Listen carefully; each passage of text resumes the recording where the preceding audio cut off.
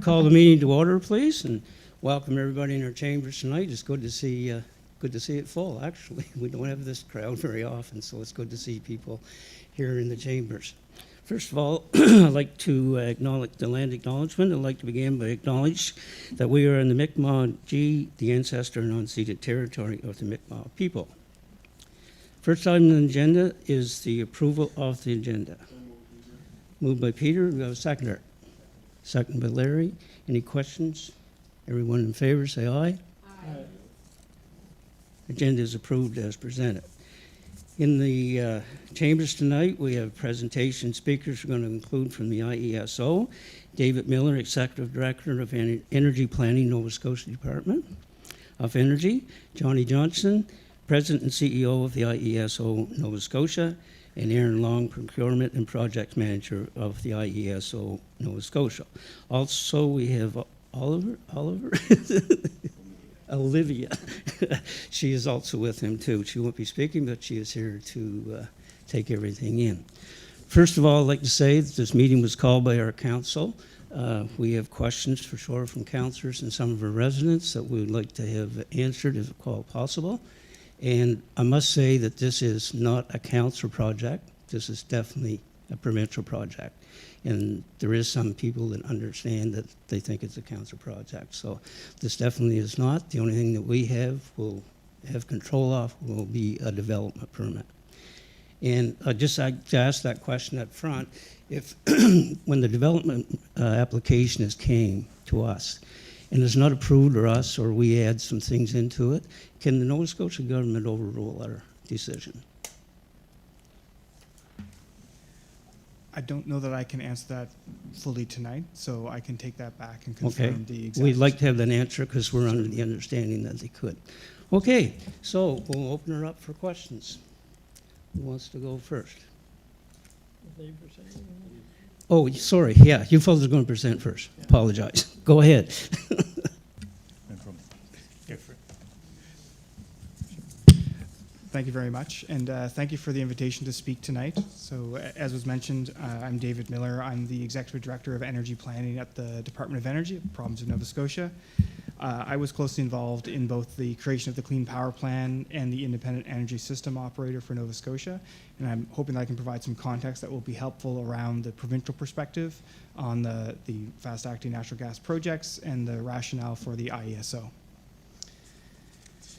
My current role is not directly engaged in the electricity system in the same way, but I'm still responsible for many aspects of the relationship with the IESO and some work with the Clean Power Plan. Thank you. So Nova Scotia has made a series of commitments, both in the Climate Change Plan for Clean Growth and through renewable electricity regulations that are focused on phasing out coal for electricity generation by 2030 and reaching 80% renewables by the same date. In addition, we are focused on reducing greenhouse gas emissions from the electricity sector by 90%. And those are goals that are in the Climate Change Plan for Clean Growth. They're also consistent generally with federal regulations around the use of coal for electricity generation and for greenhouse gas emissions from electricity generation.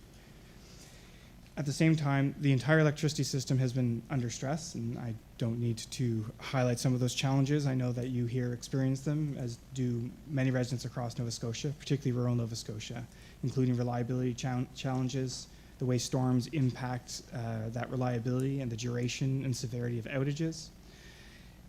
But there are some broader system level challenges that we've been facing and that were part of the rationale for creating the Clean Power Plan. One of those was the Maritime Link project and a series of very expensive delays that caused a lot of impact to Nova Scotian ratepayers that were not able to be fully mitigated.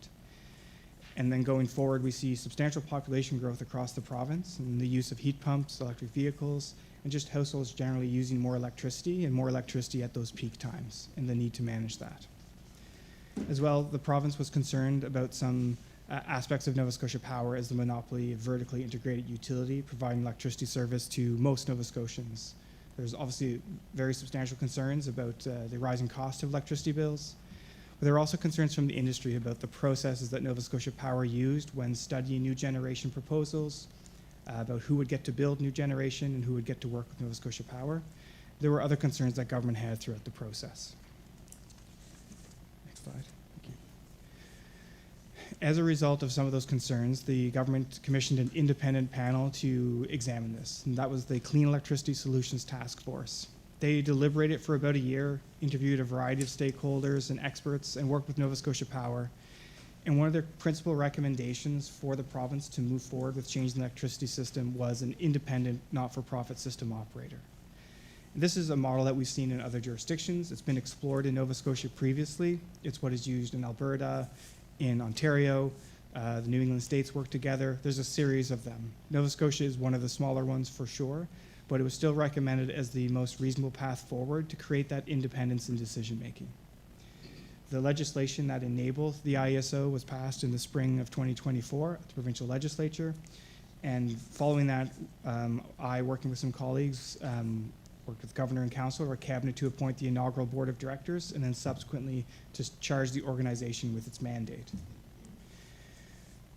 Our goals for the IESO are to change or to transform how the electricity system is managed, particularly by putting the public interest in that more technical focus on how planning happens, how procurement happens, and what gets built overall, rather than corporate interests or profit. And securing and deploying those energy resources based on those, we think will be a better deal for Nova Scotians and create more fairness and transparency for all parties involved in the energy system, whether that's as a ratepayer or a company that wants to connect to the grid for power or wants to connect to the grid to generate electricity. So transparency and fairness were certainly a big part of it. Some of the key functions that will transfer from Nova Scotia Power to the IESO include short and long-term system planning, procurement of new energy resources and services, the management of the overall electricity system on an hour-by-hour or really a minute-by-minute basis, and then overseeing how new energy projects connect to the grid. And I believe that Johnny will speak more about those. I do want to highlight the Clean Power Plan because it sets the path to 2030 to achieve those goals. And the focus of that plan, as we drafted at the time, was to replace imported and expensive fuel with cleaner, local, and cheaper options whenever possible, and to open the grid to more competition, both for energy generators, for batteries, for all kinds of services. What we found is that onshore wind is the most affordable energy resource that we have here in Nova Scotia available. It's a mature technology, and we have a really great wind resource, which you can tell if you step outside most days. This is the primary source of new energy for the system. We are going to be one of the most heavily kind of powered by wind systems in the world when this Clean Power Plan is done. And it's because it's the resource that we have, and it's the resource we can best work with. It tends to blow more in the winter when we need more power, so it's great in that way too. At the same time, we have seen the price of solar energy fall dramatically, and it continues to decline. The same has been true of batteries, and we're continuing to watch how those markets evolve and at what stage those technologies can best serve the grid. But we expect the IESO to ensure that when those assets are available economically for the system, they will be procured. Nova Scotia does have some unique experience in battery technology and battery research that's happening, and in this idea of load management, or better managing the grid. There are renewed efforts to explore and develop Nova Scotia's gas sector, both onshore and offshore. We expect to see more from that in the coming days and weeks. And we see that energy security as being a principal part of developing these onshore resources and offshore resources to give us more access to gas that isn't so constrained by international forces. At the same time, we are partnering with our neighbors. We're working with New Brunswick now to see a new transmission line constructed that will effectively double the capacity to move energy back and forth between the two provinces. And this is important to manage both of our growth and demand, the differences in our systems, and to enhance reliability and enable more energy trading across the provinces.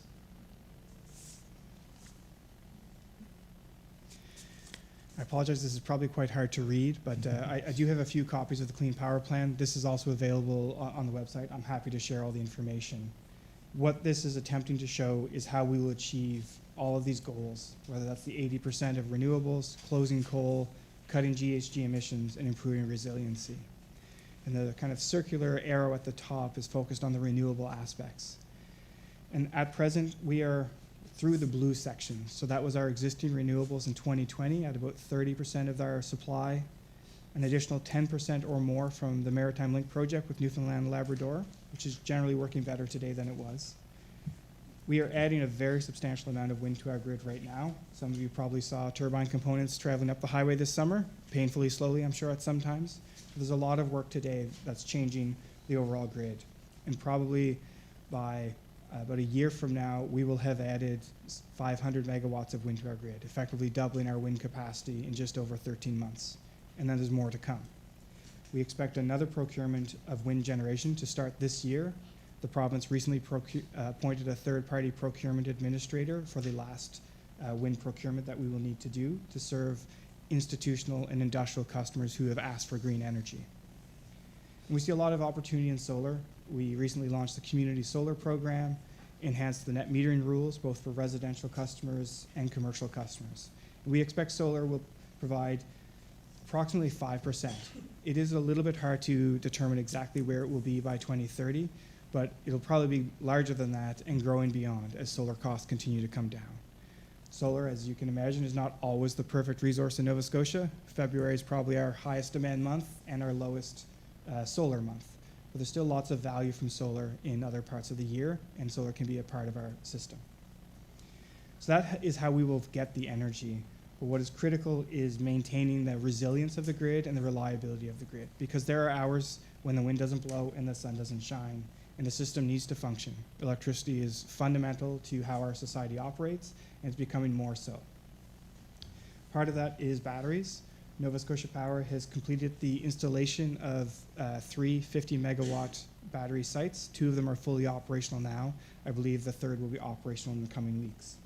This is a really important asset. This is quite a substantial volume for our grid, but we expect more, and the IESO will be leading the work to identify the next amount of batteries required.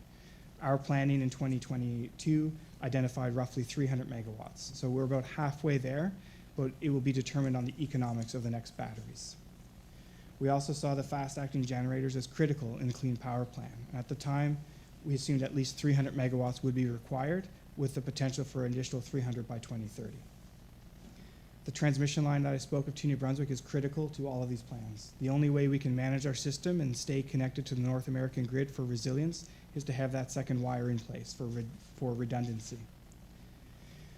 We are also suggesting that the province, through Nova Scotia Power, retain the use of some of our plants that currently burn coal as oil combustion facilities. That will ensure that if there is an emergency on the grid, we can use these assets with stored oil to generate power. And this is primarily at Lingam in Cape Breton, but there will also be the potential to convert the plant at Point Tupper to natural gas as well. And finally, there's load management, which is about how we use electricity differently. So whether that is, if any of you have signed up for the EcoShift program, you get alerts from efficiency that they'll automatically turn down your heat pump or change your water heater temporarily to manage the grid. That's what that program is. It's just trying to make it a little bit easier for the grid to get through those peak periods. All of these together are what allow us to deliver the most economic grid that meets the various environmental constraints that we've identified. But a critical part of that, as I mentioned, is natural gas. So while we believe renewable energy will provide more than 80% of our energy that we need for the system to operate, there are times when we will need backup resources, whether that is when the wind isn't blowing or isn't blowing enough, and to manage those peaks that occur on those cold nights in particular. This kind of fast dispatchable generation, which is generally fueled by natural gas today, is essential for electricity systems, and we see this across the world right now. Demand for these resources, these combustion turbines, is very high because they're the most beneficial resource when paired with intermittent renewables like wind. They can move up and down the system really quickly, unlike the existing coal plants, which are very slow and clunky to move around.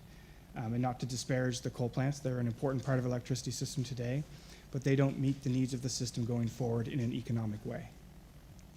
As I said, when we started the plan, we assumed at least 300 megawatts would be needed by 2030 of these fast-acting gas plants, with the potential for 300 more in 2030 and beyond. Things have changed in the electricity system, and we expect the IESO to ensure that they meet all of the standards, that there is power, that there is the right voltage and frequency and all those pieces, and these kinds of plants support that. So the 300 megawatts that we've identified in 2023, we knew may grow as the system grows.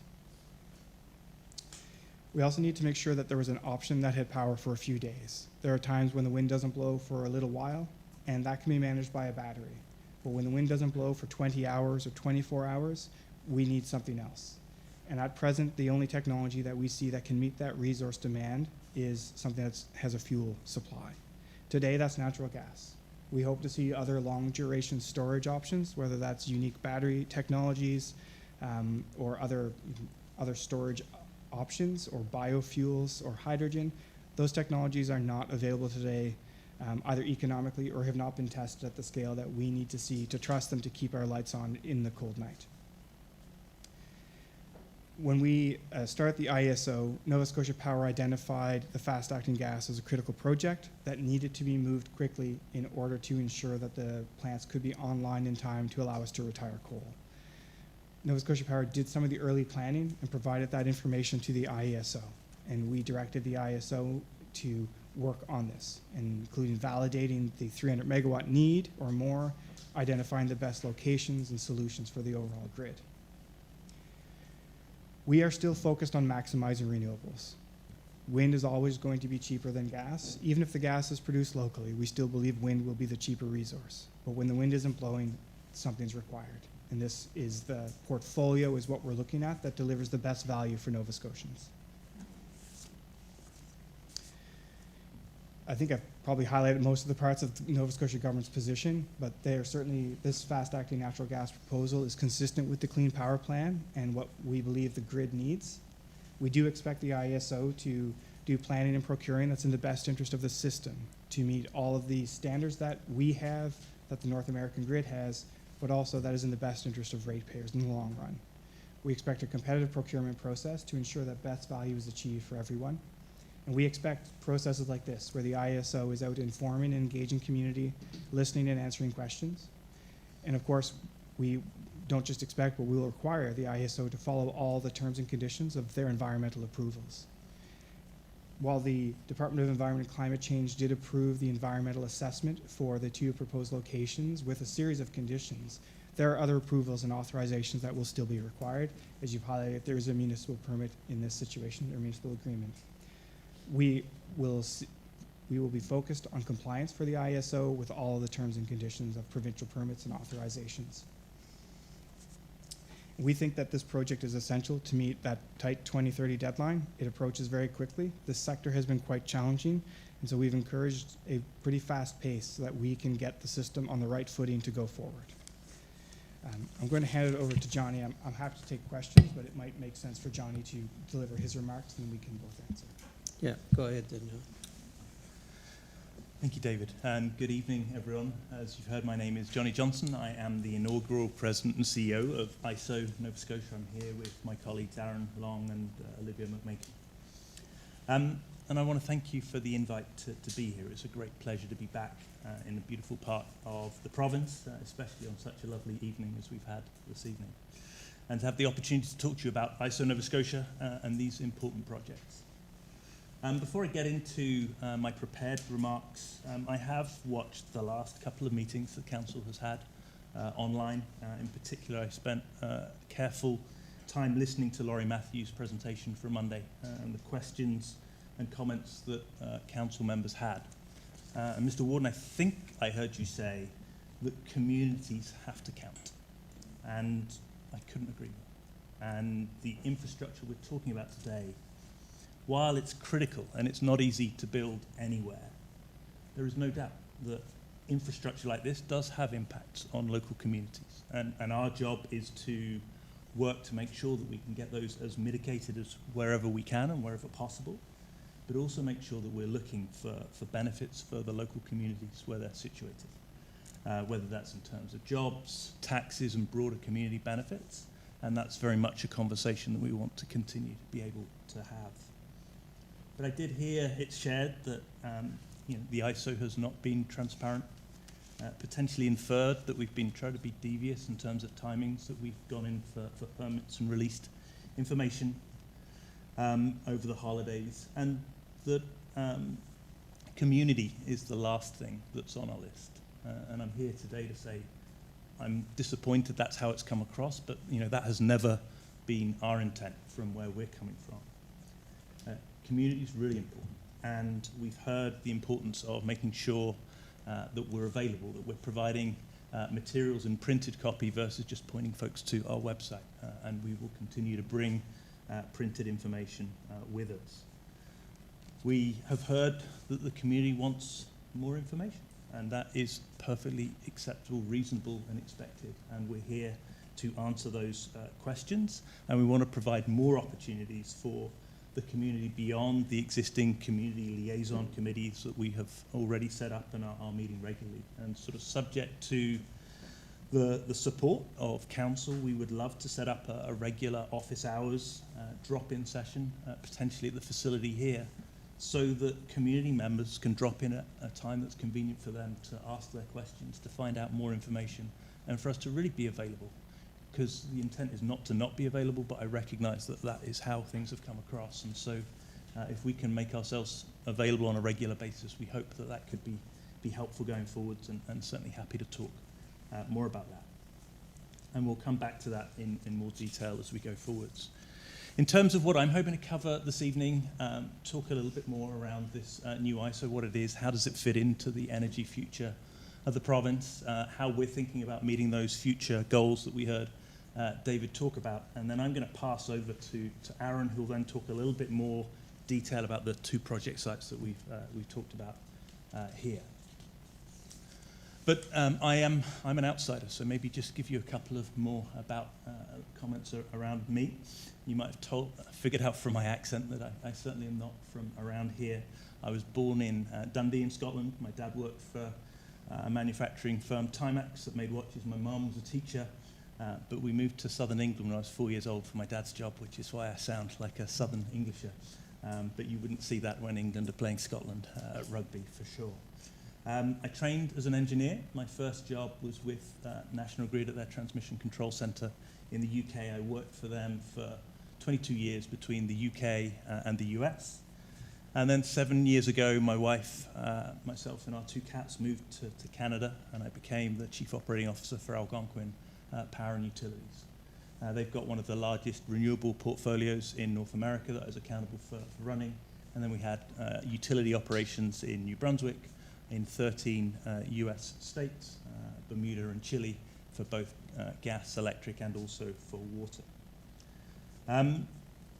Last summer, I heard that Nova Scotia was looking to start up a brand new independent energy system operator.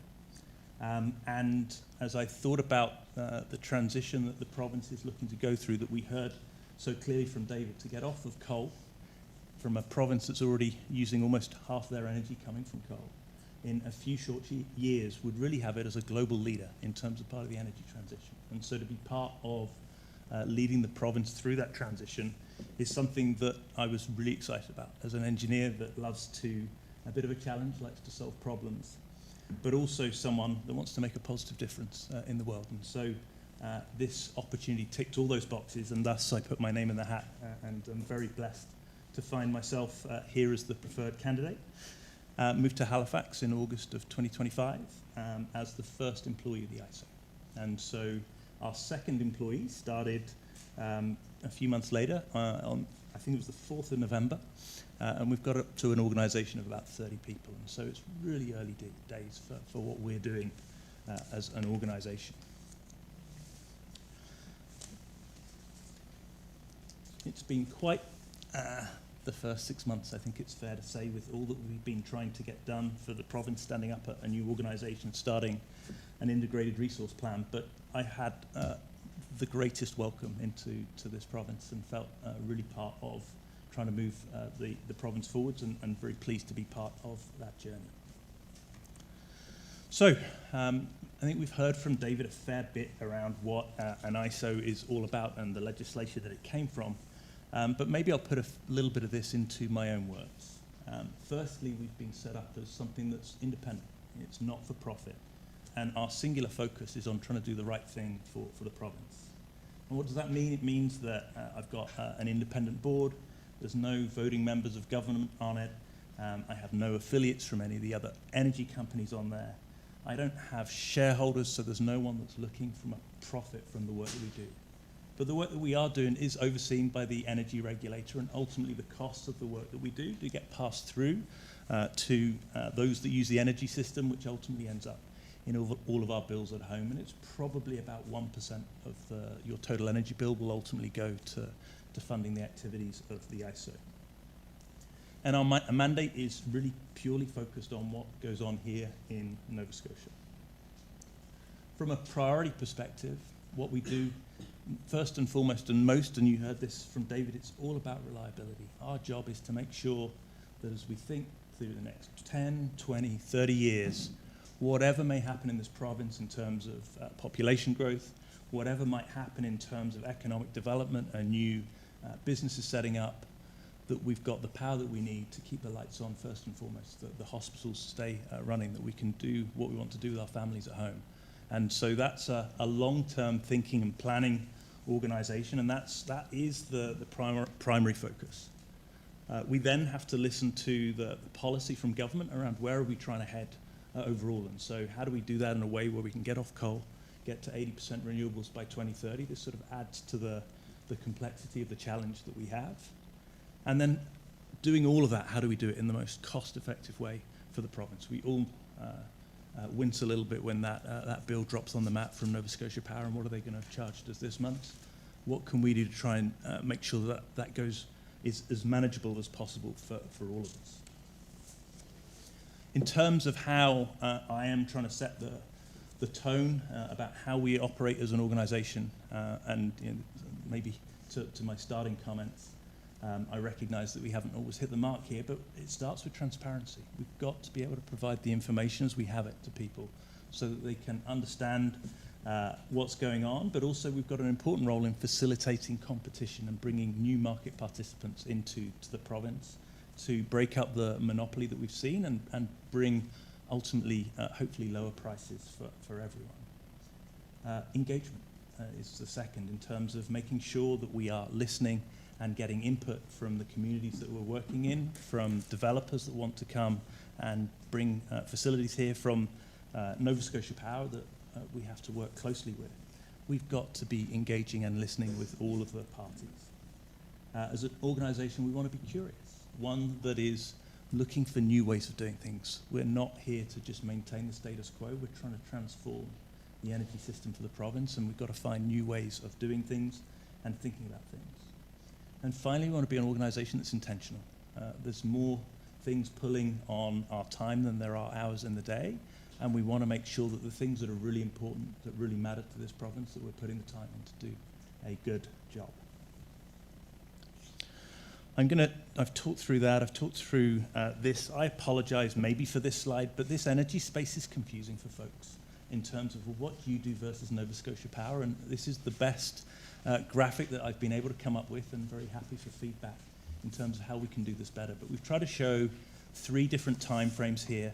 On the left-hand side, we have pre-December, which would really be that almost everything in the energy space in the province was done by Nova Scotia Power in yellow. From the system planning, that thinking the long-term view about what's happening in the future, through getting the resources that we need, with the one exception of Green Choice that was run by the Department of Energy. Owning and running all the power stations. There's a couple of small independent power producers, IPPs, in there, but pretty much the majority of the generation in the province has been owned by Nova Scotia Power. They've owned the transmission system, which is these big lines, the lines that we're talking about today that can move bulk power through the province. The distribution lines, which are the ones that go to our houses and are often the ones that fail through a storm, through to then, of course, where do we get our bills from? In the middle, so from December 1st, we took on our phase 1 of our transition, and so we're now accountable for that transmission and resource planning for the province, thinking that long way ahead of what are the things that we need to keep the lights on, meet those sustainability goals, and do so in a thoughtful and as affordable way as we can. We've also started to take on this procurement role, and that's partly why we're here today as we talk about the gas plants. The Department of Energy still plans to do another round of Green Choice for renewables, and then the rest of the energy system continues to be run by Nova Scotia Power. Phase 2, which is then taking over the control rooms and operational control, is still in planning phase, but we'd anticipate to happen at some point in 2027. And this is where not only are we sort of planning for the long term in terms of what the province needs, but minute by minute, second by second, which resources should be run to make sure that we can keep the lights on in the most affordable way for customers. The power stations that Nova Scotia Power own, they will still own them. It's just we'll tell them when they need to run. They'll still own the lines, but we'll figure out how's the best way to use them. And ultimately, the bill that one receives at the end of the month will still come from Nova Scotia Power all the way through. Planning, we would call this the Integrated Resource Plan. This is the most critical foundational piece of work that we do, really thinking for the province over the next 20, 30 years. It is a hugely stakeholder-driven process. We launched the start of that for the province back in October, just as we were getting the organisation stood up. Anyone that's interested in feeding into that can register on our website, which is IESO-ns.ca, and there's an opportunity on there to register to be part of that process and be kept informed. And we hope to have that run for the first time under the IESO's leadership by the end of this year. And so there's lots of work going on in that space at the moment. We already heard from David about the Clean Power Plan and all that we need to do to deliver this transformation of the energy system and moving off of coal. And it's going to deliver significant long-term benefits for the province. We've got, I think, over a 50%, 53% reduction in carbon intensity between 2025 and 2030. That's a huge step change. And if I sort of jump to the next slide, maybe to sort of bring that to life, that huge piece of the pie chart, which is the energy that we use today from coal, completely gone. And more than tripling of the amount of wind supply in the province. And as David said, we know that the wind doesn't always blow and the sun doesn't always shine. And so it's absolutely critical that we then bolster that with incremental capacity from these fast-acting gas plants. They're not the whole part of the solution, they're just a small piece, but without them, we cannot get off coal and we cannot keep the lights on. And so they're really a critical piece of infrastructure for the province overall to deliver on this really ambitious and transformational plan for the province. I think with that, I am probably going to pass over to you. Thank you, Johnny. I think I've remembered to turn it on, and it's red and it's okay to speak. Yep, go ahead. Thank you, Mr. Chair. And if I can just give you the head nod date of when I'll ready to go to the next slide here. I think Johnny's covered the bulk of this one here, which is a slide similar to what this council has seen on our poster boards at open houses and in committee of the whole in late October. Johnny's mentioned this is a facility that runs almost as a last resort. So there's other opportunities for energy that's cleaner and cheaper when those opportunities are exhausted. And you would see the percentage there, 14%. All of our permitting materials have been conservatively estimated at 25%. And it is a foundational and critical component that enables the whole portfolio of cost-effective electricity from wind energy. Go to the next slide. And I think this is one that is a concern and an explanation required of how our organization and how projects of this nature decide the timing with when they come to municipalities, when they decide the timing to do community engagement and First Nations engagement. And our plans on this were informed from a balance, as Johnny mentioned, the pace to 2030. The fact that our organization has recently been stood up. What Johnny's first batch of letters going out to stakeholders came to this municipality, came out to the First Nations as a sign of how important Pictou County is to the energy transition that David and Johnny have been talking about. But projects of this nature have to make a determination of when it is appropriate to go into the community. And no matter what decision you make, there are folks that think you've done the right thing, and there are folks that criticize that. If you come too early, you don't have enough information. If you come too late, you're accused of not taking input in that. What we decided as an organization is that to avoid whipping up unnecessary excitement or concern, that we would go out and do the field work, that we would have the land under arrangements where we could construct, to have done the necessary work to have a meaningful conversation. And that informed our timing on that. Again, the Department of Energy picked up this file from folks working on it before, moved it along until the system operator could take it. And that's what we've been working on through mostly into 2025, and culminating in the fall schedule of municipal conversations and community engagement. And as you know, with infrastructure projects, there's no perfect site. It's a balance of a number of criteria, and we've talked about a comprehensive assessment, which I'll get to on other slides. In that October 27th presentation, it was simplified that where the pipelines and the power lines are logical spots to that. What I didn't go into is all the different layers of constraints, be the environmental or other cultural, geotechnical information where fault lines are in the province. Those all go into it, and you'll see when I talk about the design principles and the site selection principles. But we made a determination of the appropriate time to come, and we still believe that that was, for this project, the right time on that. If we go to the next slide. And I think you hear, and I've been part of energy projects in Nova Scotia for 15 years, and people hear industry come in and have sessions and say community feedback matters, and there's a fair degree of skepticism with that. And I think there's reasons for why that's deserved, but we're looking for an opportunity here to deliver on the expectations that Johnny just mentioned here. That every energy project that I've been engaged and involved in has a community liaison committee, and they've been very beneficial to both the project and to the community. This is not a checkmark, a checkbox exercise, but it's also not a veto either. And so this is why we talk about the importance to our organization of having conversations like this, having open houses, having ongoing community liaison committee. You can never, as an infrastructure project or a system operator, you can never do enough of that stuff. But it's unrealistic to think that it's an everyday type of an event, because citizens need opportunity to digest that information, to have meetings on their own, to go through of a robust process. And fortunately, we live in a free speech democracy, and that is a logical extension of that.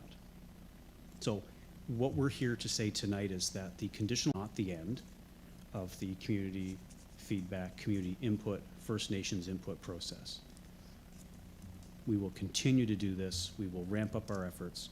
And it has been very challenging for our team to deal with safety on travel and other things here. We had information we wanted to share. It's been very difficult for us to try and advance this project without having that opportunity. We look forward to capturing and covering that ground. We can go to the, you're already ahead of me. Okay. And so, like I mentioned, there's no perfect project. Wherever you're introducing significant energy infrastructure in rural Nova Scotia, you are going to have citizen concerns. And so this is part of that. We want to document that. We want to work through as much as we possibly can.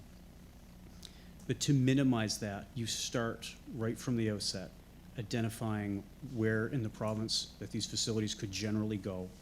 You lay over the exclusion zones, and then you work to minimize the amount of issues that you think you're going to have. If you believe you have unsuitable geotechnical conditions, from the desktop information, you move on to a site. If you have population density near some projects, you move on from that. And so when we, on October 27th, laid out a map and said, hey, it's logical to have pipelines and power lines, I didn't go into the detail where I explained that we had screened out some other sites in both of your districts that we thought would be more difficult to navigate through this. We can go to the next slide about minimizing long-term costs to Nova Scotians, and I think this is top of mind across Nova Scotia. We're in an affordability crisis, and so The path to success on this is the portfolio of resources that Johnny and David just talked about. But we have an organizational obligation to consider which projects that we believe have a path to getting all the permits they required at least possible cost to Nova Scotians. Citing this project, studied a corridor from Halifax to Point Tupper. The projects had to be east or south of Onslow to make sure that that important path that David mentioned with the new power lines going through, that we have the ability to exchange energy with our neighbors. And despite when you drive down the road, you see many different power lines. There's only a few in the province where you can connect a significant asset like this, and there's only, like, as you see in the upcoming map, a couple of spots where those key power lines cross over the pipeline. Go to the next one, David, thank you. And I think this draws back to a point that David mentioned with these large infrastructure projects and schedule risk. When these projects are late, it costs Nova Scotia ratepayers. The Maritime Link is one example on this. All energy projects, when you set a plan and they are late achieving commercial operation, there are consequences across the province. And the way that we manage that is by assessing sites based on their schedule risk. And so you lay over these three principles, and then you can show the map here. That process is how we ended up in Salt Springs and Marshdale. They are close to the pipeline. They are close to the appropriate power lines. We have done everything we can to select sites that minimize community disturbance, environmental disturbance, and First Nations disturbance.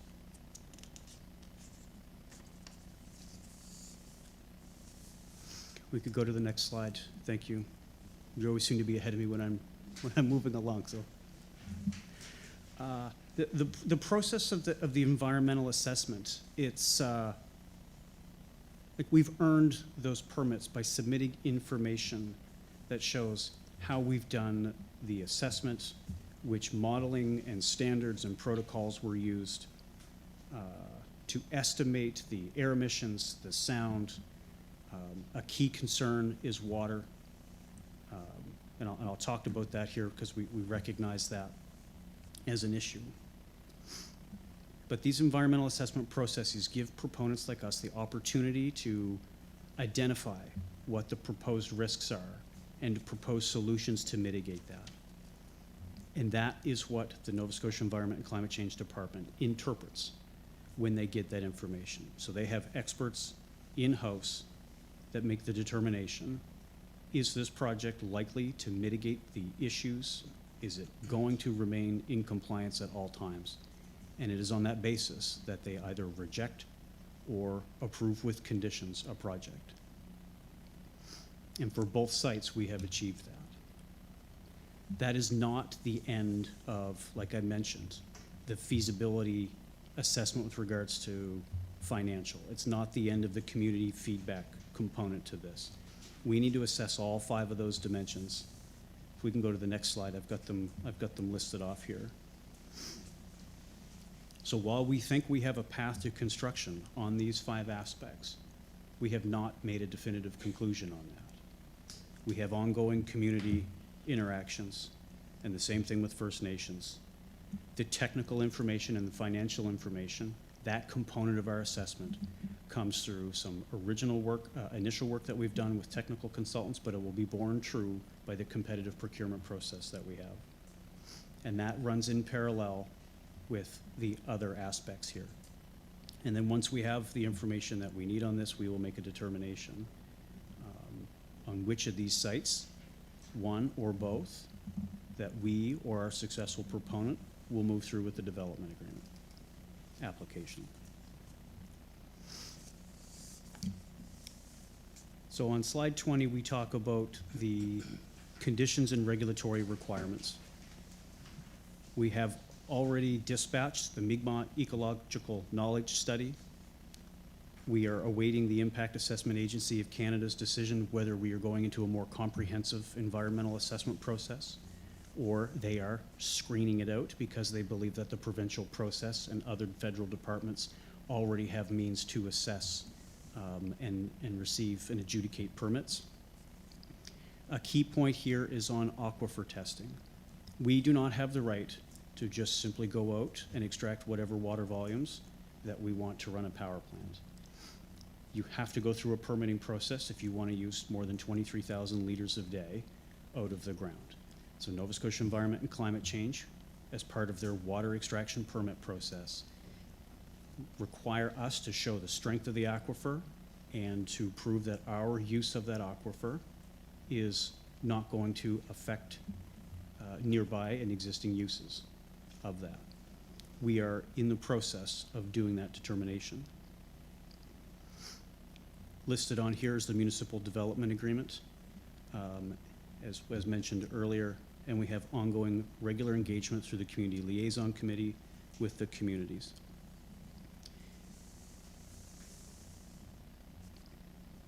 If we go to slide 21, a key point here is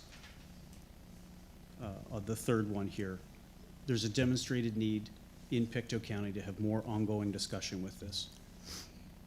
And this is a complicated piece of infrastructure. It's going to have a lot of questions. We're not expecting that every single concern on this will be addressed to every single person's satisfaction and then they all change their mind on this. But that's unreasonable. But we have an obligation to share information, to explain it, to consider feedback to the best extent of our abilities without sacrificing the design principles that I mentioned and the site selection principles earlier. So I made the commitment to this council to be here as often as required when I was here on the 27th. We have had some unforeseen and unfortunate circumstances that had prevented our ongoing community liaison and committee meetings. But we don't want this council or this community to believe that's the long-term pace with our engagement here. We expect to resume that and in fact enhance it as Johnny outlined.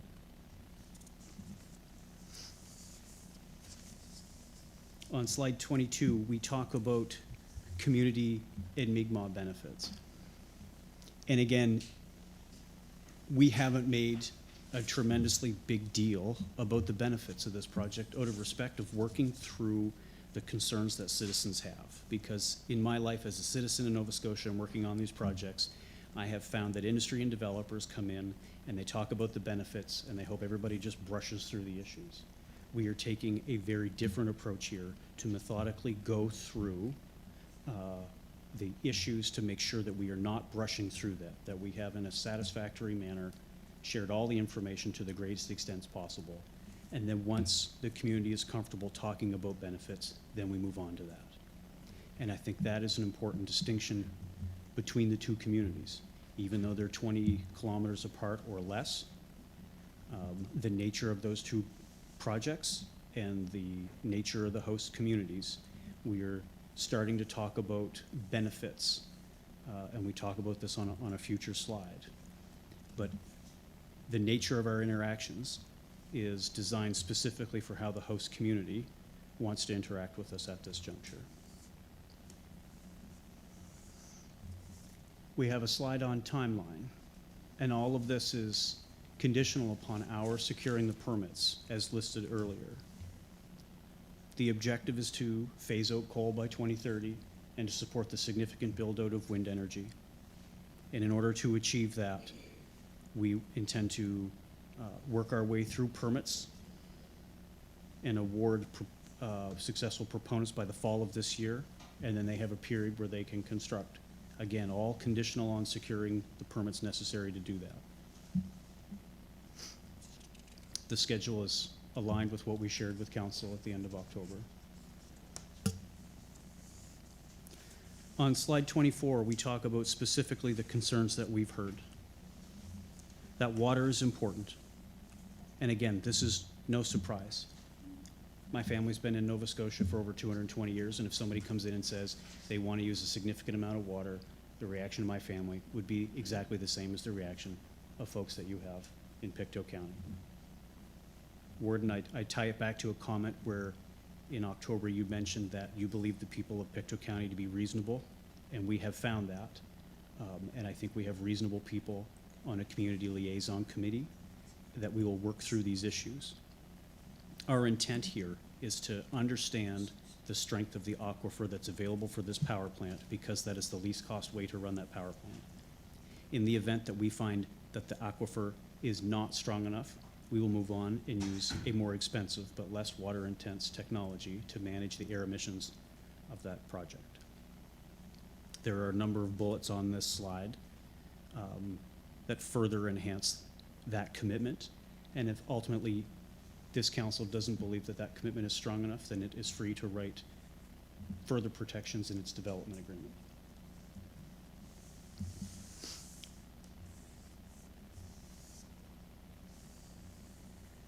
I think that also talks about number 25 as well, where there's been a concern about the release of effluent. That release is we're not adding chemicals to it. We do not need to treat it for chemicals. It has minerals in it that naturally come out of the ground that we don't want to have go into the process because it would accumulate in the exhaust stacks. It will go out into a design feature. If its pH needs to be adjusted before it seeps over the land, then we adjust that. If the temperature needs to be a certain specified range to properly integrate with the landscape, we will achieve that temperature before it's released. These are all components and expected conditions of the water extraction permit that we would need to get from Nova Scotia Environment and Climate Change. On slide 26, what's become apparent to us is skepticism of environmental regulators holding industry accountable. And so while the Nova Scotia Environment, the department, has guidelines, and we've shown through industry standard and accepted protocols of modeling the air emissions that we will be well below the compliance levels on this, on sound and air emissions. Things to work through with the community liaison committee are, okay, how do we achieve a level of comfort that the information and the power plant is operating in compliance? Things that we've seen and believe to be appropriate is the CLC is part of the process to hire the independent engineering firm that installs these important pieces of information, that the data is publicly available on a real-time basis. The IESO has nothing to hide on this, and we're not hiring people that intend to hide these key pieces of information. We are not asking communities to compromise or sacrifice by being host communities for these facilities. There are regulations in place, and this power plant has to meet them.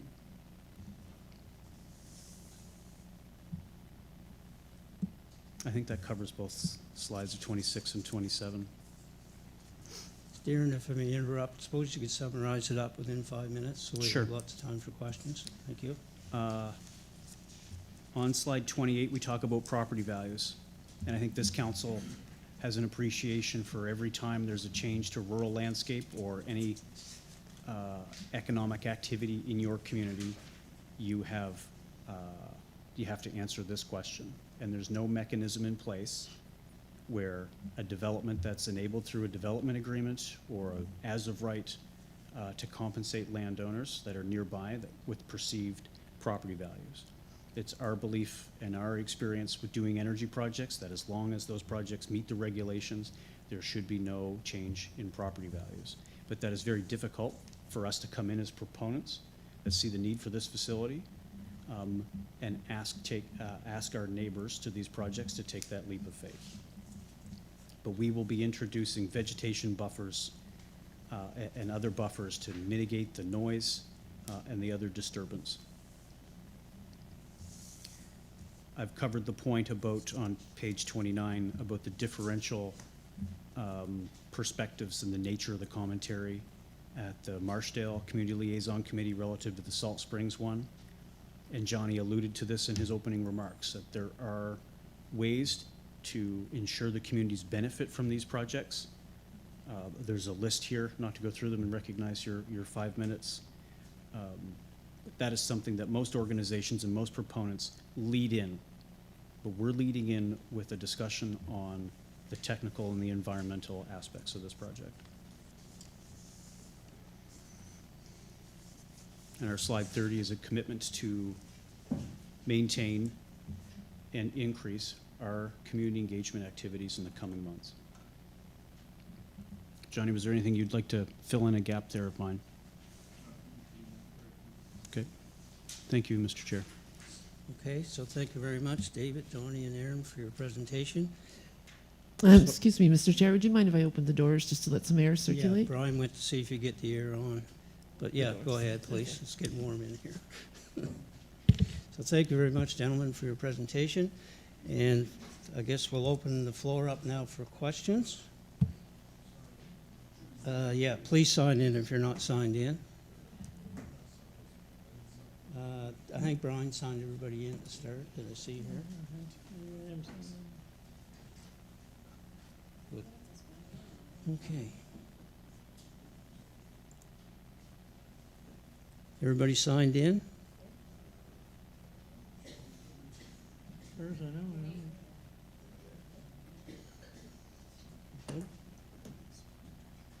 Okay. Donald Parker, you're the first up. Go ahead, sir. Thank you, Mr. Chair. I want to welcome you all here tonight for coming. We like to have in-person meetings, not online. I want to welcome all the residents of Salt Springs and Marsdale behind you there. Great group of people. Donnie, could you speak directly into the mic, please? We're not quite picking it up. Can't hear me again? Good. Hear me now? It's better. All right. My questions, I believe I have a bunch of questions because I have residents that have questions, so you'll have to give me a little bit of leeway here, Mr. Chair. Okay.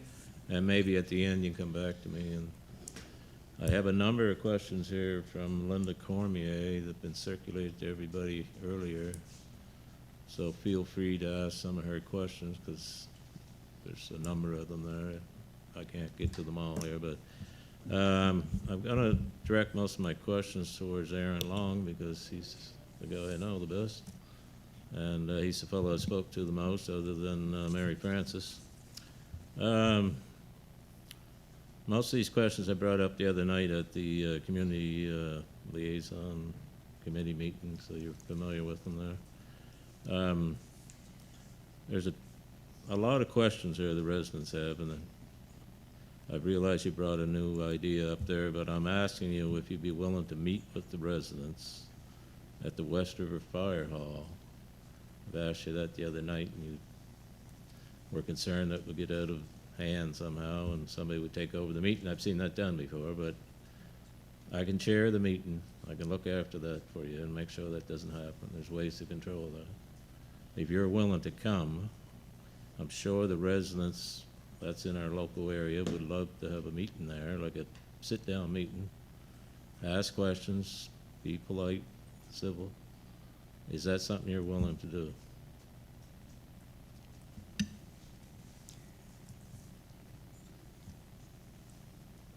This answer requires a tremendous amount of thought because it's not best practice to have a town hall meeting where the strongest voices take over and dominate a meeting.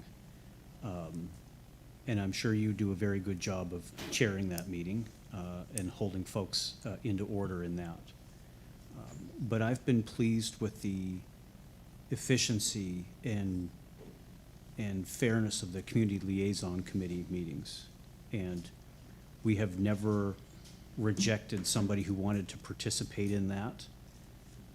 We think it's beneficial to steer people into that model because then they have a continued set of interactions with us, where if it's a community meeting or if it's a town hall, it's kind of a one and done. And we have a lot of information to share. If you have one community session and people come to that, and then you have a number of months that lapse between the next time you have one of those, I'm worried about the ability of us to share information as people's expectations evolve. And it would be our strong recommendation for folks that have these legitimate concerns to participate and become members of the Community Liaison Committee, however large that committee may need to get. The only problem with community liaison committee, or whatever it's called there, is they don't have the knowledge that you have. When you come to a meeting at the fire hall, you've got the knowledge, and the people who are with you have the knowledge. But not one of those slide-around meetings that you had before, but a regular sit-down meeting where you can keep it civil, keep people asking questions, and you can answer, and maybe it lasts 2 hours, and people can really find out a lot in a hurry by listening to everybody else's question. But it seems like a reasonable idea. It doesn't seem like I'm asking for too much for you guys to come to one meeting at the West River Fire Hall. That doesn't seem like that big of a deal. We'll provide security if you need it, if that's a problem. So we've noted this suggestion, and I think it's premature to make a commitment to let's schedule the next or the first town hall session on this. I think you've made your point, and we'll have a discussion internally on this, and I'm not trying to find a way to say no in the future. I commit to you that we will have a lengthy and structured debate internally on this and share detailed reasoning for why we accept the invitation to do that, or why we would continue to encourage people to participate in a community liaison committee meeting with whatever frequency is required. That model, I believe, has been beneficial. There's ways to improve that. I think we've got feedback along those lines, and we intend to evolve as we go along on that.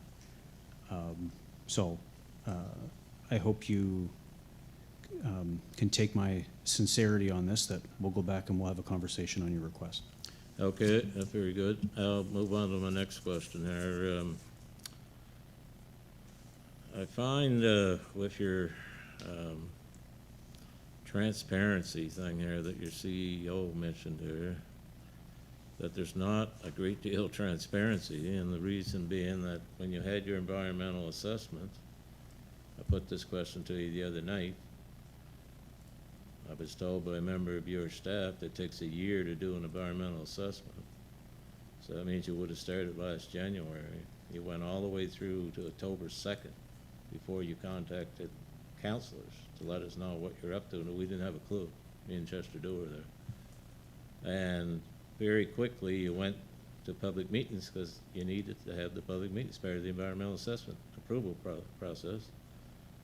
And the meetings were not the type of meetings that where people can get a lot of information.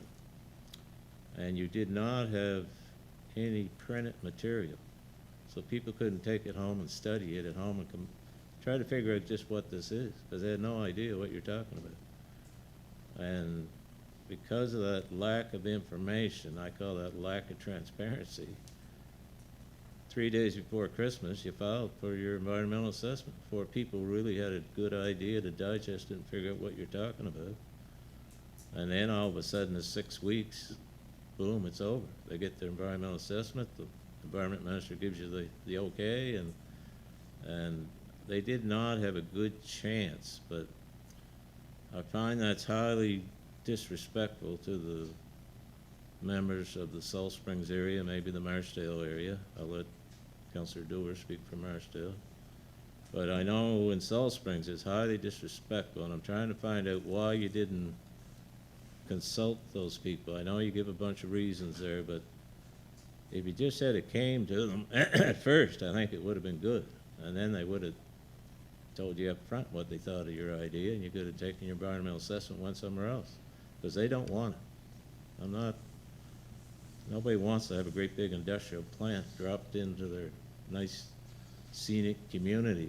I mean, it's a beautiful community. It's like, I don't know what the word, Holly Arns had a word for it the other night, pristine. And you're going to ruin that community by dropping this great big power plant in there. There's 40 to 50 homes within a kilometer or so of that. There's a high probability you're going to drain their wells. There's a lot of pollution that's going to pour out of that freaking place for the next 30 years. And they don't want it. I can understand why they don't want it.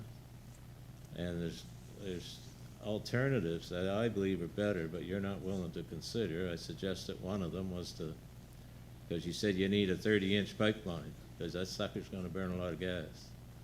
And so take your 30-inch pipeline, stick one out there where the connection is, I believe it's in Lime Rock, send it over to the closest industrial site. I know it's gonna cost you a bunch of money, but the plant's gonna cost you $1 billion. So if you gotta spend 50 million or 75 million to put a 30-inch pipeline into an industrial site, seems well worth it to me. Because what's the value of a community? Is it 50 million, 75 million? Whatever that pipeline costs, put it on a pre-existing industrial site somewhere. But why did you not consult the community? Like, if you had it came to them, 6, 8, 9 months earlier, you waited to the last minute, went to the public meetings, boom, you're right into December, 3 days before Christmas, you send it off to the environment minister. So my question is, why did you not consult the residents of Salt Spring? And, the councilors around this table, they could have given you all kinds of good advice, but you didn't ask. So how are we gonna give you that? So maybe, because I made the comments around transparency, I'll, if it's okay, I would answer, Councillor, and then obviously Aaron, feel free to add in. My opening comments was trying to recognise the comments that have been made around transparency and go. We recognise how that has come across to individuals. As I mentioned in my opening comments, I joined the organisation in August. I had my first employee join on the 4th of November, and so we've been an organisation that has been standing up as this work has been inherited, that was started through the Department of Nova Scotia Power. And one of the first things that we did as part of me joining was writing out to the affected communities, and that resulted in Aaron coming here in October. We have consulted. We could have done better, and we will continue to share information and look to be better. And we certainly did have no intention to disrespect the community. And I apologise if that's how it has come across, because that was never the intent. In terms of the application ultimately going in through just before Christmas, that's in some ways, that would come down to me. And it was to the conversation that David gave around the Clean Power Plan and the desperate need for this plant. We need it yesterday in the province. This isn't something we need 10 years from now. We have had a number of incredibly close events over the last couple of years in the cold periods where we've been very close to the lights going out. And it's been well documented in the press. This is nothing new, but we need this facility. And so part of my push to Aaron and the team is we've got to get these applications in, and the end of the year becomes sort of a natural deadline to you give to folks. And it's fair challenge. We didn't think necessarily about how that would be perceived by the community. It was about pushing through and moving the project forwards because it's desperately needed. But part of the process is well documented of the things that we have to do to make sure that we work through that in a prudent way. And we've done more than is required by those processes, and will continue to do so. And so I apologise for any disrespect that's been received. That's not been the intent, and we'll continue to engage the community going forwards. You answered the question kind of, but why didn't you come to the people much sooner? Like, why did you wait till October, November? Why didn't you come to them in April and say, hey, we're looking at putting a big plant in your backyard? We didn't have an organisation in April. I wasn't in the job. I wasn't in the province. When did the environmental approval process, when did that start? So there's been work going on, kicked off through predecessors to us, to start to look at different, almost as part of that broader sort of site assessment process that Aaron talked about. And one of the complicated things as you sort of try and work your way through these processes is once it becomes public knowledge that you're moving forwards on a facility, getting the commercial arrangements in place with landowners becomes incredibly difficult. And so there is a process that you need to go through to manage the overall cost of a facility like this before it becomes a broader sort of public piece. There is still plenty of time, and we're still very early in the process. And so we've just been going through the right steps in the right time. Was there environmental work going on? Yes, there was, but at more than one location as we were trying to work our way through to individual locations. And then once you get to the preferred locations, you have to lock in the commercial pieces, and then you can then have the engagement with the community, which may change the direction that you need to go if things pop up that you weren't aware of. I just feel the engagement with the community should have started much earlier. So, I mean, at the last minute, you engaged us because you had to go to public meetings. As soon as you went through the public meetings, within a month, you're filing the report. And we did not have a chance. Most people were still trying to wrap their head around what it is you were doing. And there was no printed material handed out. They were taking pictures with their phones. You just handed out. I asked a lady that was there, that was working for you guys, how come there's no printed material? Trying to save the environment is what she told me. So, I mean, hey, yeah, I don't believe that BS, period. No, and we've taken that feedback on board, and we always bring printed materials. And so, Right. but we recognise that we've listened to that feedback. I have a number of questions from community members, mostly from Salt Springs here, and I thought I'd move on to a couple of those if I can. Go Mr. ahead. Chair. A couple more, Donnie, and then we'll Yeah, come back to you. yeah. One's from a well-respected lady that's in the audience here, her name's Wanda Ward. She wrote me a short email here. I'm a citizen with a lot of unanswered concerns, which makes it impossible to form a clear opinion and decision. Having chatted in person with people, I am finding that the main concern, and this is the main concern I'm hearing too, is water issues and safeguards, loss of personal well use, and a contamination of nearby streams in the main West River. She wants to know roughly what, loss of personal well use and safeguards.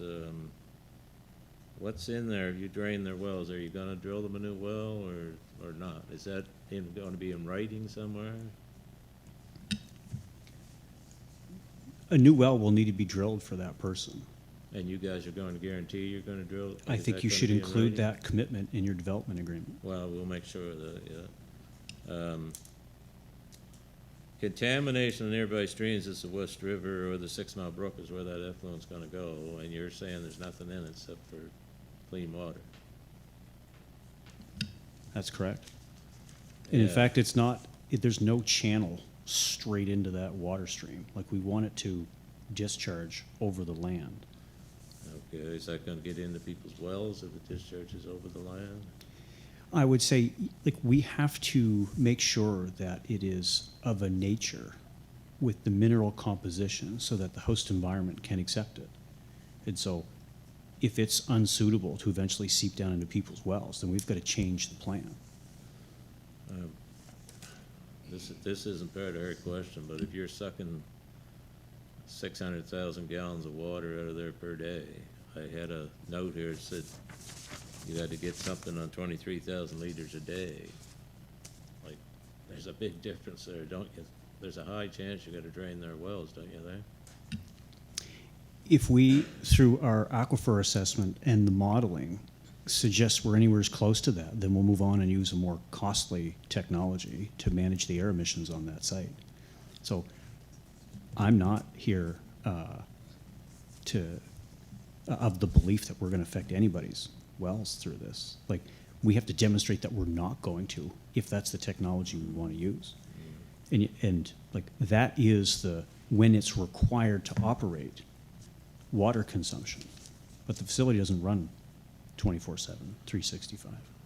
Well, just for your knowledge, a whole bunch of wells went dry last summer, all kinds of. So, I mean, that's how little water that we got. If you suck that much out every day, there's a good chance those wells are gonna go dry. I have another question, I'll move on because we're in a bit of a hurry here. This question is from Cindy Parks, another well-respected member of the Salt Springs community. If we have concerns about light levels, noise, and air pollution after the proponent takes on the project, how will we be able to get answers to our concerns and questions? The Community Liaison Committee is required, and it's industry best practice. Something we had intended to do, and we had mentioned before, and we had talked about an ongoing role for the IESO on that Community Liaison Committee after we select a successful proponent through our competitive procurement. But issues get raised through that, and if members of that committee or members of the community are unsatisfied with the response of IESO or the proponent at that time, then they issue a complaint to whatever entity that has authority over that issue. Like if there's a safety issue on site, they go to the Department of Labor. If there's an environmental concern where they believe the facility is running out of compliance, they put that concern to Nova Scotia Environment and Climate Change. But I share skepticism for all the reasons that you guys have lived experience here and throughout the world. And so this is why we believe you can address that concern. We can collectively address that concern by working together to select the independent firms that install the health instrumentation, so the air emissions and the noise and whatever else, and share that information on an ongoing manner. Okay, thank you. There's going to be 9 million liters of diesel fuel on that site all the time. That's a couple million gallons or something like that. Are you not concerned there's going to be a big oil spill there? And what's that going to do to everybody's well in the river and all that? Like it's 30 years. The potential for an oil leak is high there over 30 years, I would think. I would say it's a concern significant enough that we're paying attention to it and doing everything we can to design around that. Am I concerned that there's going to be an oil leak? No, because you have storage technologies, they're double-walled or whatever, and you have a containment system. And further to that, for every liter that leaks out of that, someone loses money. And so you have monitoring on that to ensure that you're not wasting fuel you've already paid for, that contaminants don't go out into the environment that cost you money to clean up, that the insurance companies don't want to pay for, that the lenders to these projects don't want to deal with. There is a significant amount of attention that's going to be put into designing safeguards to this.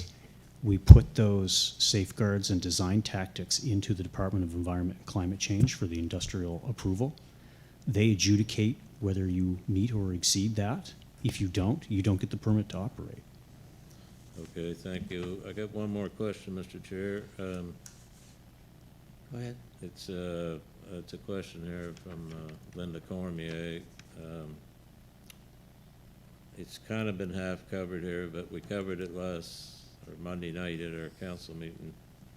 And I think you just asked it perhaps at the first meeting, but can IESO confirm that provincial environmental assessment approval does not obligate the municipality to rezone or issue a development agreement, and that council retains full authority to pause or refuse the project?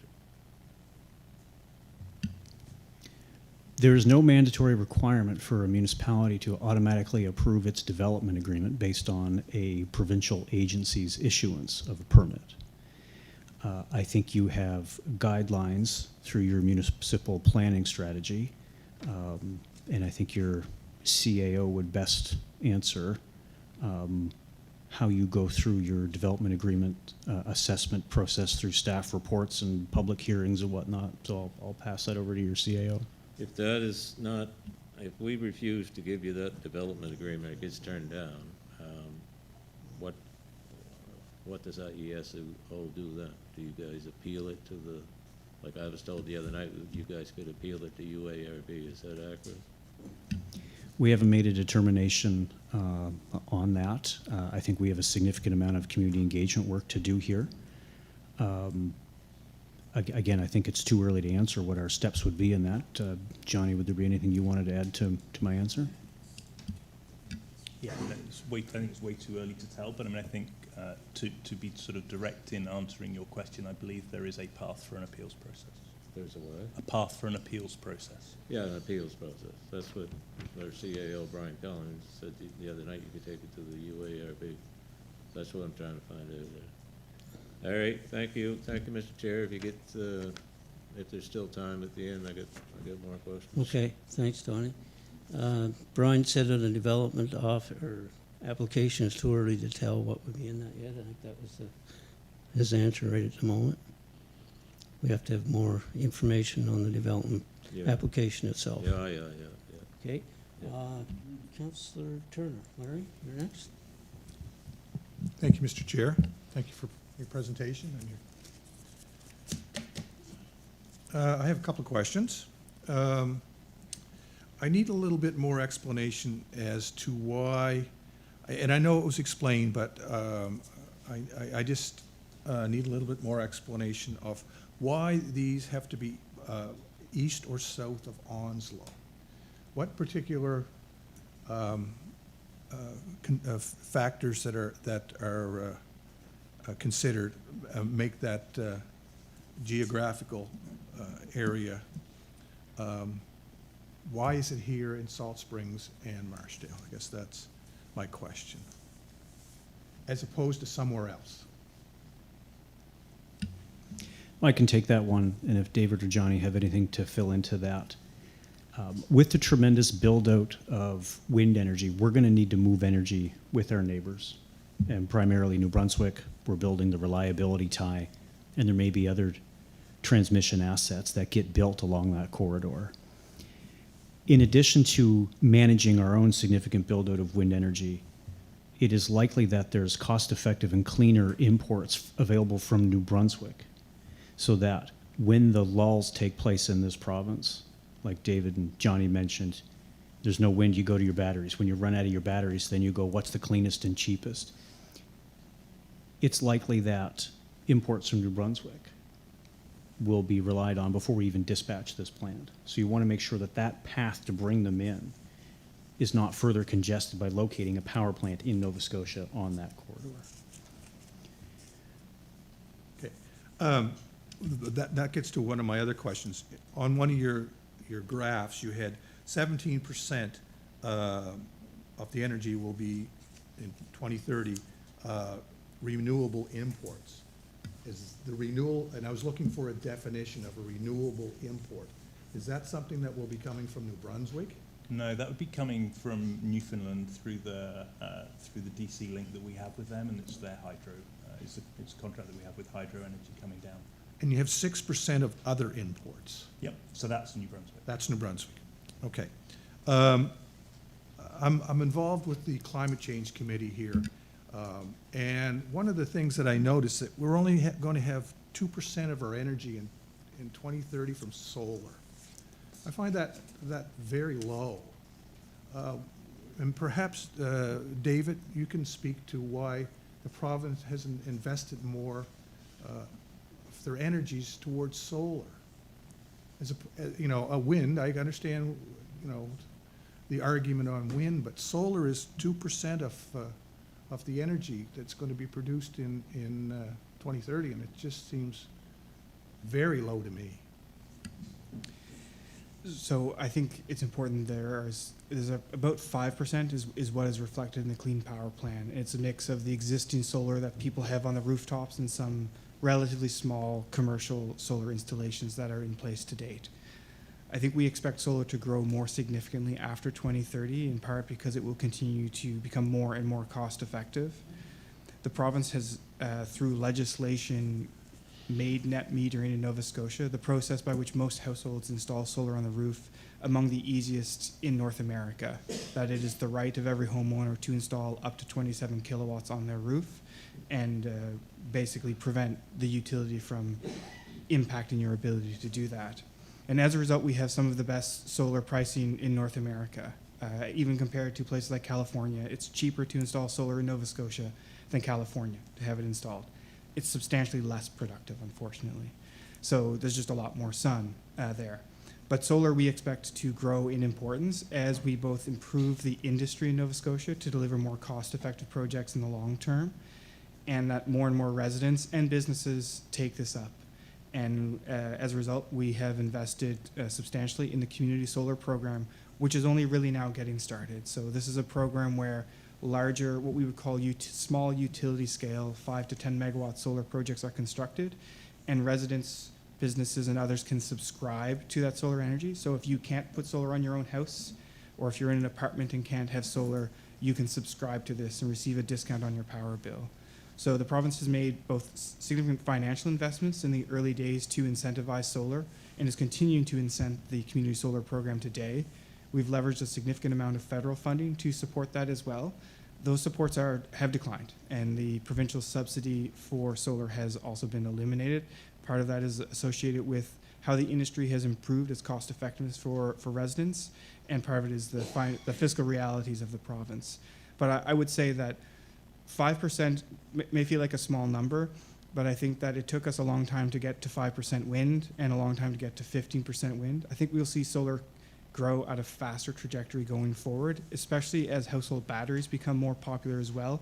That creates a greater value proposition for homeowners. So That was my next question, is in terms of battery storage and the move us toward battery, rather than these quick plants that are still going to be using fossil fuels, right? So you're talking about the acceleration of the battery technology. So, you know, this is supposed to have a life, what's the life cycle of this plant? 30 years? 25. 25 years? So I'm just wondering about batteries overtaking the need for the power, rather than building $1 billion plant, and then you talk about the acceleration of battery technology. Will that overtake the need for a fossil fuel plant? If it's going to be a 25-year life cycle on this, should that be considered? I guess that should be whether considered. And I have one more question to David, I guess. Was small nuclear ever considered in supplementing energy needs for Nova Scotia? Because my brother-in-law is a Boilermaker, and he spends the majority of his time in New Brunswick and particularly in Ontario, building small nuclear. And you know, the technology companies are building small nuclear. You know, Bill Gates is building small nuclear for AI, for the AI needs that are there. So did the province ever consider small nuclear to supplement the power rather than a plant like this? So I will try and answer those two questions. Thank you. I'll start with the small nuclear. So yes, the province did consider, and in the development of the Clean Power Plan, we had some very substantial discussions, obviously with Nova Scotia Power. We had independent consultants do some work on the modeling. That is the kind of work that the IESO will be doing going forward. But we were very closely engaged with New Brunswick Power. The development of our Clean Power Plan kind of paralleled a similar future power system plan in New Brunswick, and I've unfortunately forgotten the name of that. What we saw and what our analysis showed at the time was that small modular and nuclear reactors would not be sufficiently ready to enable the retirement of coal by 2030. But they are definitely a thing that we look to in the future. We do think that there's a potential value there. We signed an MOU recently with Ontario to explore small modular nuclear reactors. So we are now engaged in a multi-jurisdiction working group with Ontario, New Brunswick. We actually haven't sat yet. We've only joined recently. Saskatchewan and Alberta, I believe, are all participating so that we can learn from each other. We recently were in Ontario in September, and we sat down with the CEO of Ontario Power Generation and had some conversations about their deployment of small modular reactors. It is a very promising technology. We definitely agree. But even in Ontario, the first one will not be constructed and operational until very late in this decade. And what is really critical for us is not that first one. It's probably the 10th, 11th, or 12th as we see the costs stabilize and come down. And I don't think Ontario would dispute the fact that the first one will be very expensive. And it is all about the fact that it is modular in that it can be replicated multiple times. But it is also very promising from an economic development perspective. Ontario has a lot of value in the nuclear sector, but as you said, that the trades that are involved, that was a part of our conversation. It is very interesting. So we are looking forward to learning more about how small modular reactors can get us to the next steps that help us continue to reduce our reliance on fossil fuels. And batteries as well. So when we did this work and when we saw Nova Scotia Power's integrated resource plan, when we had independent consultants do some of this work, and where we see battery technology today, considering the kind of power system we have, They don't provide the same value that they do in California or Australia. That said, we are very excited about it. We are very hopeful that the technology becomes cheaper over time. But we need to transition today. And the transition is not purely about greenhouse gas emissions or meeting the federal requirement to close coal by 2030. Those are obviously important. We don't want to be inconsistent with federal law. We can't retain the coal plants without investing in them.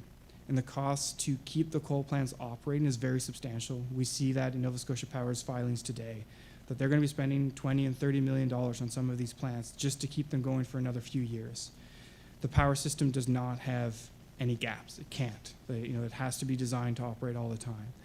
So the decision is not taken lightly. I can confirm. We had a lot of discussions about how much gas is appropriate considering the context for greenhouse gas emissions and the cost of that gas. And we do hope that the IESO will build the minimum gas that is required and will continue to seek out other capacity options, whether that's lithium-ion batteries, iron air batteries, other promising long duration storage. But we can't buy a novel technology until we know that it's safe and tested at the scale that we can trust for the system. But we definitely expect the IESO through the integrated resource plan to begin assessing those so that this may be the last gas plant that we need to build in Nova Scotia. Thanks, Larry. Chester, you're next, sir. Mr. Dewar. Thank you, Mr. Chair. And thank you for coming and talking to the council and to the residents tonight. I'm very pleased to see so many residents here. I was wishing there'd be 10 times as many residents here or more people, but anyway, it's hard today around Pictou County. We had a bit of a storm last night, and the roads and conditions are maybe a little dangerous tonight on some rural roads. There's a couple of things tonight I heard that I haven't heard before, and that was working the water into the permit that have to be guaranteed. In my area, it's the water that's the worry. And besides the water not being able to find it, it's the other ways of trying to find it. And my residents aren't interested in fracking or any of the newer ways of trying to find something out. In my area is certainly less residents or less dwellings, but just the same, if you're going to need that amount of water, there's only one pool under there or one lake under there to suck it out of, and that's going to interfere with the village of Hopewell and everything downhill from Marshdale, Lorne, Elgin, etc. on that side, and then it's Glengarry and it's down the Middle River on the other side. And the biggest worry was the water and the road, and then I guess at first nobody really knew there was going to be this tremendous amount of diesel fuel stored on the properties, okay? And it's like Councillor Parker said, we went to the meetings and that first meeting, and it was very general, and I was really looking forward to having more people turn out at my next meeting in Eureka, and it had to be canceled because of the weather, and then it had to come down here, and then it just didn't work out that people were interested in coming down. And I know that all had to do with not everybody knowing everything that was taking place. And when you said about getting started in October and then hiring this person and that person and a few other people, I got the first few little flyers that were available, and I stapled them all together at the meeting, and then we got a better copy of it. And then I was given different copies of what natural gas and the dangers that come with that, and et cetera, et cetera, et cetera. But then I was presented with this binder, okay? 300 pages. For somebody that hardly read anything in their life, I looked at a lot of it, and it was, I couldn't believe the information that was found and put into these studies and getting permits, et cetera, et cetera. So if this county, particularly Councillor Parker and my own areas, and the whole council, if we had known maybe back when this started, that was the time that we would have wanted to have store hours or whatever. I seen it on here, office hours, local. That's when that should have started. There should have been an office in Pictou or one in New Glasgow or somewhere that people could come and find out what was really taking place. And it's like everything else, because the people in Donnie's area and my area know me. They don't know, they know who the MLAs are, but we're the easier ones to get a hold of, okay? So at first, it was our fault this was happening. Like, because we didn't know, and and there's a lot of other things about it, and Donnie knows. The questions and the kind of like, oh, well, you fellas, you keep everything to yourselves. Well, we didn't keep nothing to ourselves. As soon as we found out we had meetings, and you people that are here tonight, try to get it out to the best you can. It's like when the snowplow or the grader doesn't come with calcium in the summertime, they call their council. It should be the MLA, the premier, or somebody that should be getting the phone calls. See, when you're grassroots, you get all the, I'm not going to say it because you know what I'm trying to say. I'm a farmer and it's behind the barn, okay? Yeah, fertilizer. So we get it all, and somebody else is, they're watching to see what's happening, and maybe they're going to take a different avenue of handling. So this office hours, I think that's important, but there's too many other things. I know right now in District 12 and Donnie's district, if we had an election about this, it wouldn't be happening if we had the control, okay? Because the people don't know. And as soon as the people find out, and we have a bunch more meetings, I know he's a little worried about the meeting in the fire hall. I'd love to have a town hall meeting in Eureka at the fire hall, and I'd pay myself to have a couple of Mounties or town police there to be there to look after things for we could get the word out to John Doe and Jean Doe or whatever, for they'll know what's going on, because right now they don't know. Okay? And I could keep talking about that and other little things that I had phone calls about, but if you can guarantee the water, which we can't, so it doesn't matter if Lloyd's of London's backing you, we can't guarantee water in Pictou County. So unless you come up with something that's absolutely safe in some other direction, I think it has to be revisited in a lot bigger binder. Okay? Thank you. Thank you, Chester. Woden Parker. Robert, you're next. Heard the fellow Chester. I thank you for being here. You're smooth.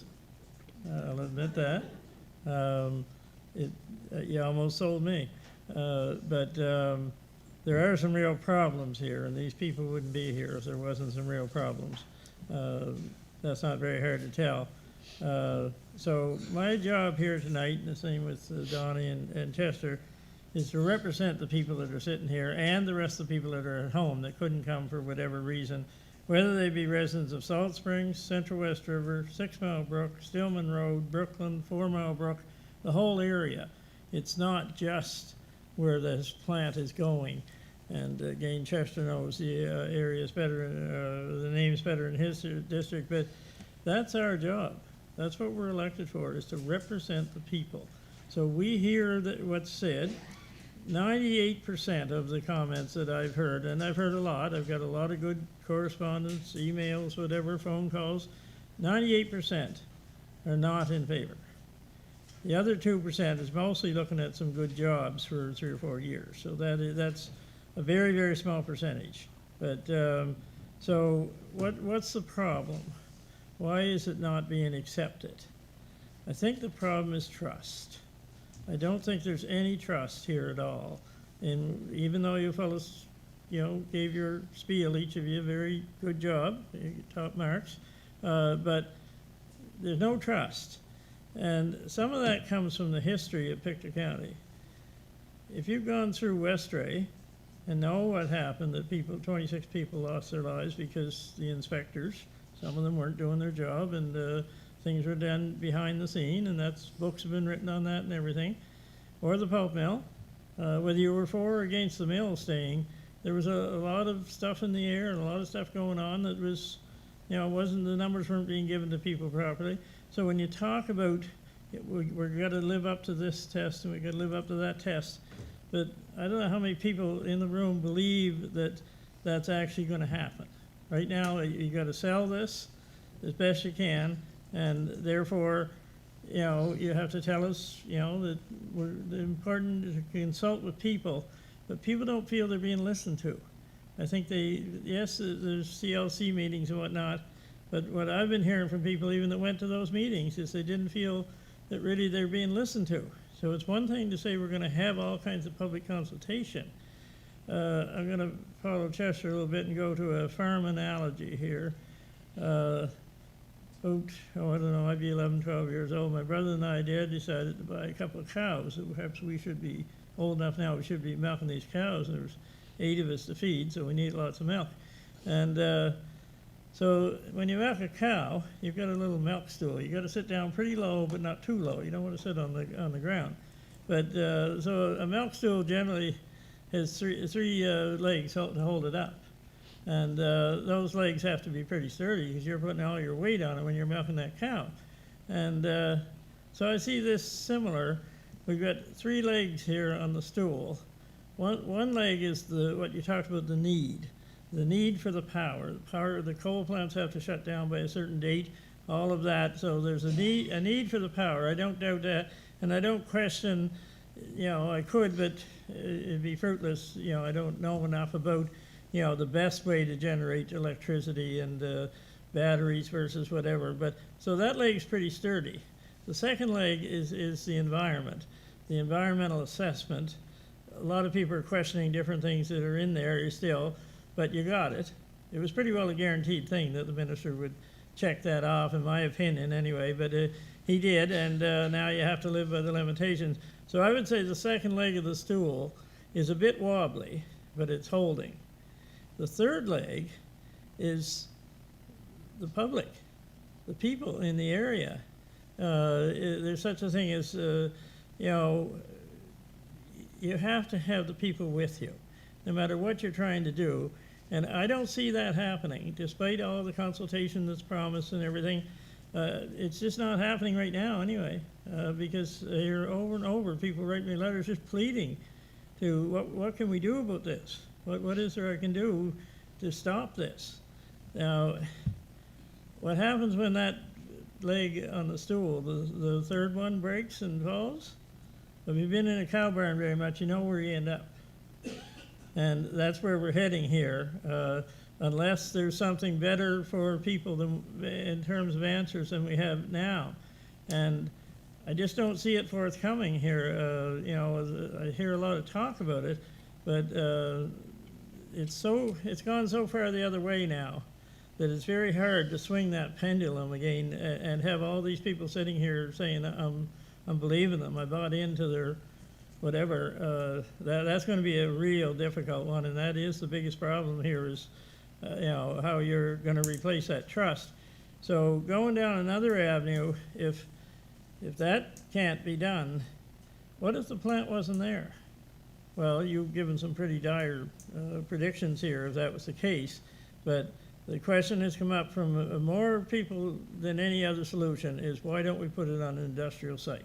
And the first one that's obvious is that where the Nova Scotia power plant is now. Why don't we put it on that site? And then there's, next to Michelin down that way, and on the old pulp mill site, although it would have to be cleaned up. That's the places that are already industrial, rather than moving into a nice, peaceful, rural area where people's lives are the way they want them to be, the reason they're living there. Why couldn't we do that? Well, what we heard is that because the pipe is only 8-inch going down and it needs to be 30-inch. So on the base of $1 billion cost to put this plant in, do we know the cost to run a 30-inch pipe? We already must own the land because the 8-inch pipe is in it now. Do we know the cost to run a 30-inch pipe from Lime Rock to, Trenton or to, down the Michelin way down there? That must have been considered.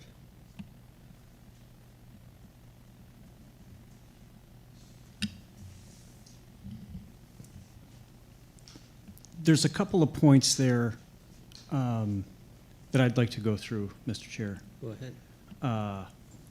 Owning the land, we must own the land, I don't believe is a true statement. So we would have to go out and convince landowners to dig up their land and put a pipe on it. We're doing some of that now with some of these projects, and the days where you could go out and get easements and things were straightforward are over. People want top dollar for their land. You don't know the geotechnical conditions along that route, and that all creates schedule risk. And we talked about at the opening, the consequences province-wide to projects that are planned coming in late. And so that is something, it might sound relatively straightforward to go and build the necessary infrastructure to a perceived better site.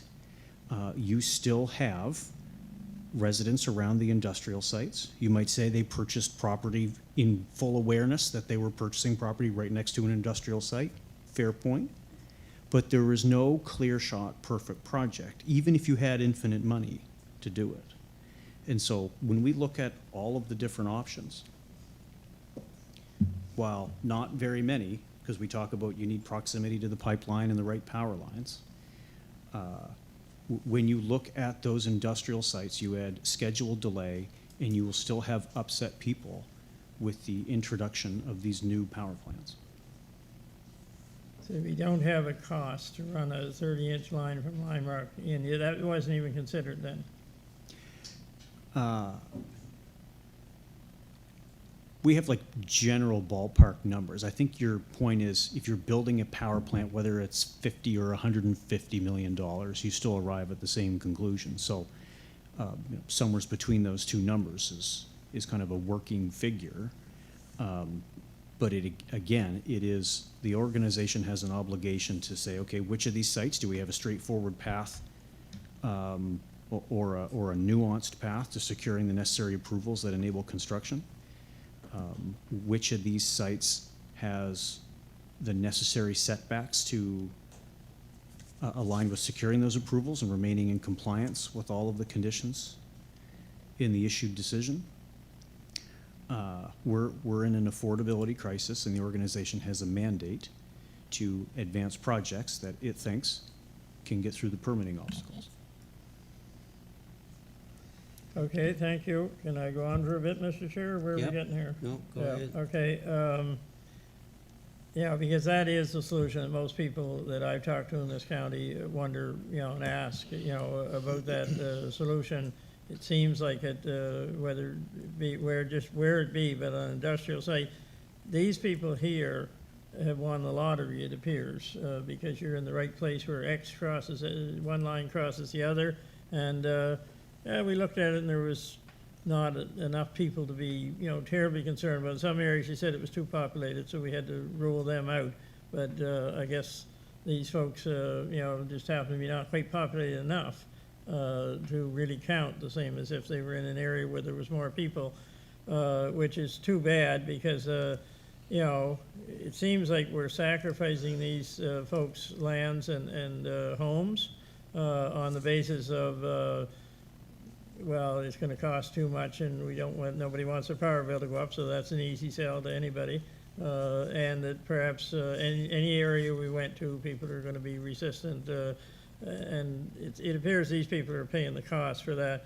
But I'll move on to the water, which Chester mentioned and Donnie mentioned too, I believe, and that is the number one concern, has been since day one. Why can we not come up with something that will guarantee them water? Because once you've lost your water, you've lost your property. It's worth nothing. We have to have that.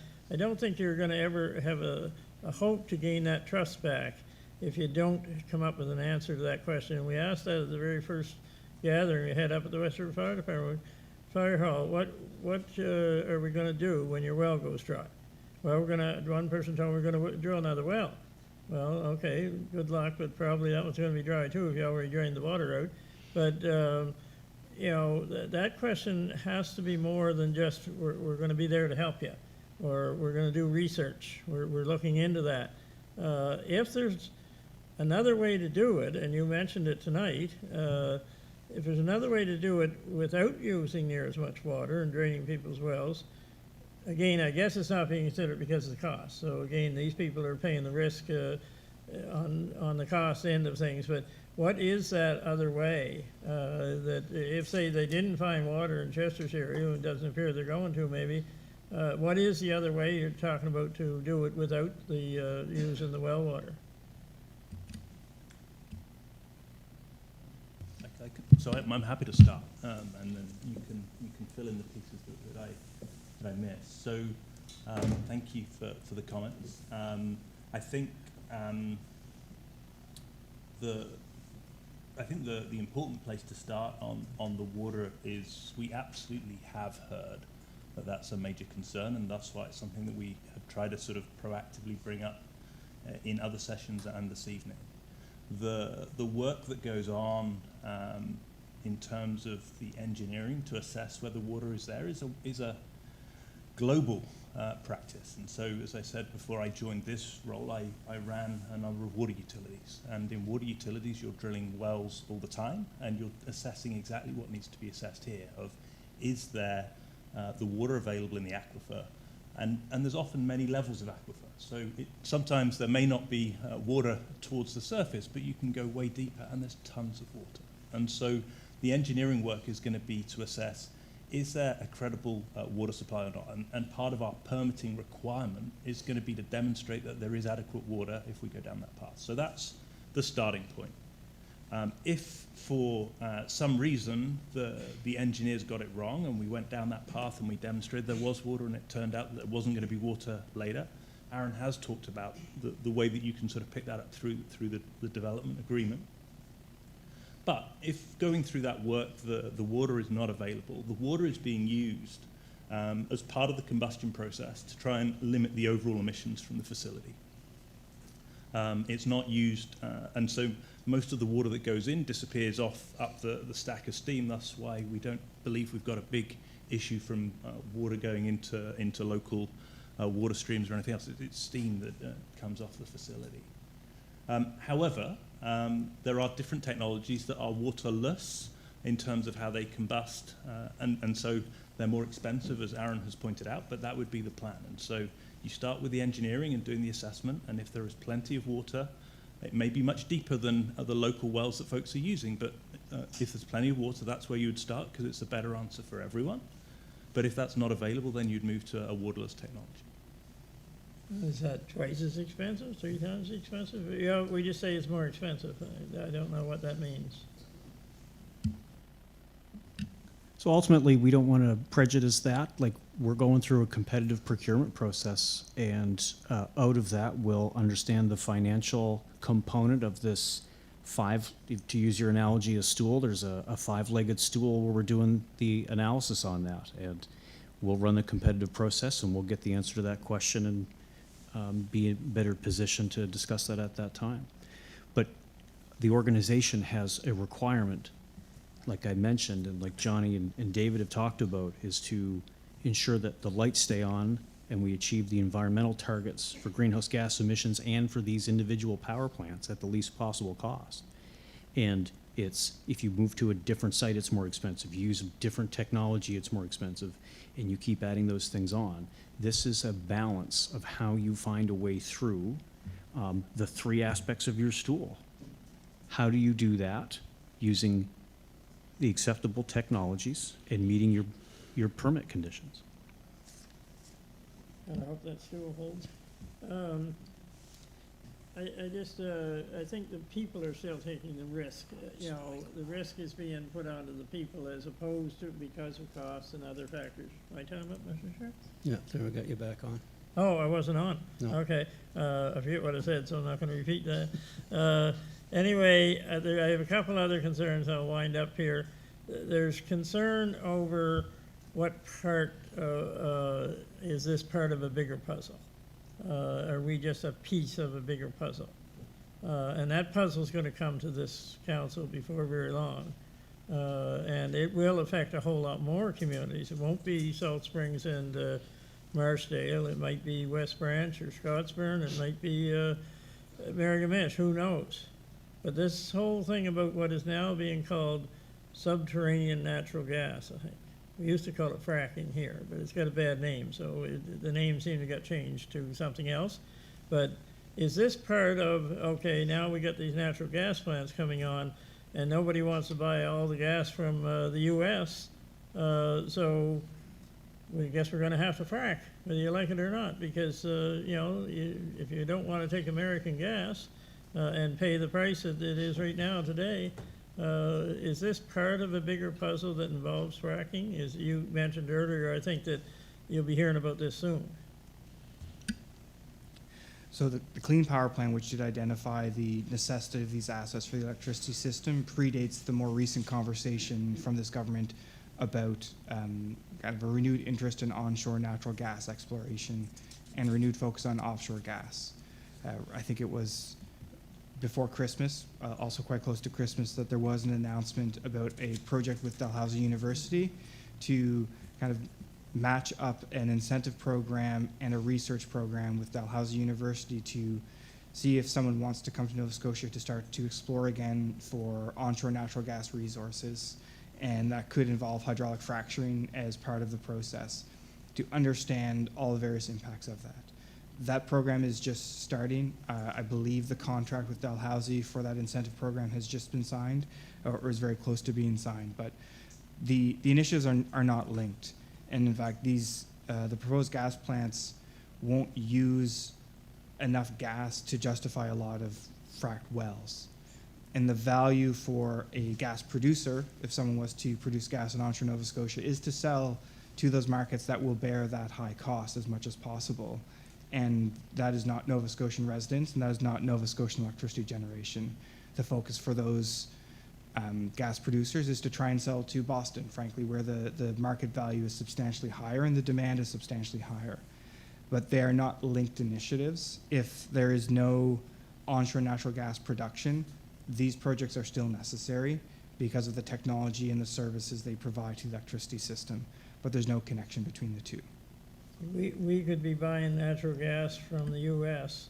and then shipping our natural gas that we get by the fracking, if that occurs, to the U.S. Seems kind of well, which way you're going to run it in the pipe.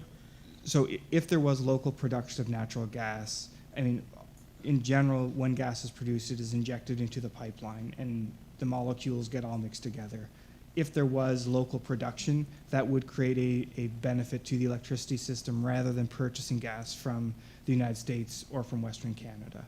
And most of I should be careful here, a substantial portion of the gas used by either Eastward Energy or Nova Scotia Power today may come through the United States, but it is not gas produced in the United States. It is contracted for in Canadian markets and then transported through the North American pipeline system to Nova Scotia for use by those companies. If there was local production, some of it would probably be used locally, but I think that the volumes that are demanded by these gas plants would not justify substantial investment in onshore natural gas. There are other gas users, whether that's Michelin locally here, industrial, residential, and commercial facilities throughout Eastward Energy's service territory, but we're not generally a very large gas user in the same way. Okay, the last question I have has to do with, and Councillor Turner mentioned earlier, if we get this thing up and running, let's say for 10 years, and there's still some people living in the area, and, the Premier's offshore wind towers are creating gigabits of, or bytes or whatever of energy, and we got big excess of energy, so we're shipping it right across Canada and down in the States. Are we going to continue to burn fossil fuels to create power for ourselves while we ship all this power out? Or how does that company, this proponent or whatever, once they buy into doing this, they've got to get paid. They're paying for the plant, they've got to get paid, so here we are. We have to keep them running in order to be able to, for them to survive or get payback on their plant. But we've got this big excess of natural wind-powered energy. I'm not sure how that works at the 10 or 15-year mark if it crosses over that we have lots, and yet here we've got to keep, what's our commitment to the proponent? Do we have to pay him off anyway? Must be something there. So I'll speak just briefly about the offshore aspect, and I'll hand it over to Johnny just to speak about kind of the contractual relationship with a gas producer or a gas power plant. So the vision that the Premier has been focused on with respect to offshore wind is primarily focused on export. So the volume of energy that would be generated offshore, what is the kind of right commercial size to build a project offshore is quite a bit in excess of what we can accommodate on our grid. So the vast majority, and even all, potentially could be exported. But there is definitely an opportunity for Nova Scotia to use some of that offshore wind when it is cost effective for the system or it fills the right gap. And as I think Aaron described earlier, there's what would be a dispatch order where you use the lowest cost renewable resource first. And if offshore wind is part of that resource mix that's available, we would absolutely expect the IESO to enter into contracts or to purchase that on an hourly basis. So it is possible that 10 or 15 years from now, offshore wind costs will have come down. We will have available energy and an ability to consume some of it. But I'll turn it over to Johnny to speak about the, I'm sure if you want to talk. Yeah, well, so I think the one of the challenges we have, and this is a lot of the ties to some of the other conversations we've had, is when is the energy available and when do we need to use it? And so even though there'll be lots of excess energy from the wind farms, overall, when you add it up over the course of a year, it's not going to be there every second of every day, because just like we have non-windy days on land, they have non-windy days offshore, and there's no energy there. And so a facility like this absolutely is going to be required all the way through, or it needs to be some sort of other firm resource that becomes available to be able to be dispatched when the wind doesn't blow and the sun doesn't shine. And so there's a huge amount of hour-by-hour modeling that's done literally through to 2050, looking at what would we expect to see of the variability of the different facilities and how much one of these plants would be used. It's not intended to be running all the time. It's only there for those periods when the wind is not available. And as we get more wind and it's offshore, it would probably be less hours. But boy, they're the hours when we most need it in this province, because it gets really cold. And if the lights go out and the heating goes off on those coldest, darkest days, we have a huge problem. And then maybe I think that one point that I wanted to make earlier that sort of the world passed me by and I wasn't able to make it. These facilities, as we sort of thought through bringing them in, the questions that has been asked a couple of times around, well, what happens, or are you committing to burning fossil fuels for the next 25 years? No, the ambition is to get off of fossil fuels. And these facilities will be able to take renewable fuels, whether that be biodiesel or green hydrogen. Those fuels are not economically available today. But technology would be expected to evolve, and we're making sure that we're buying assets for the province that are going to be future-proof, so that as those new fuels and technologies become available, we can use those in the facility and avoid having to use fossil fuels. And so the intent clearly is to use as little fossil fuel as possible. It's only using when it's absolutely necessary. And even with offshore wind, we would still need a facility like this.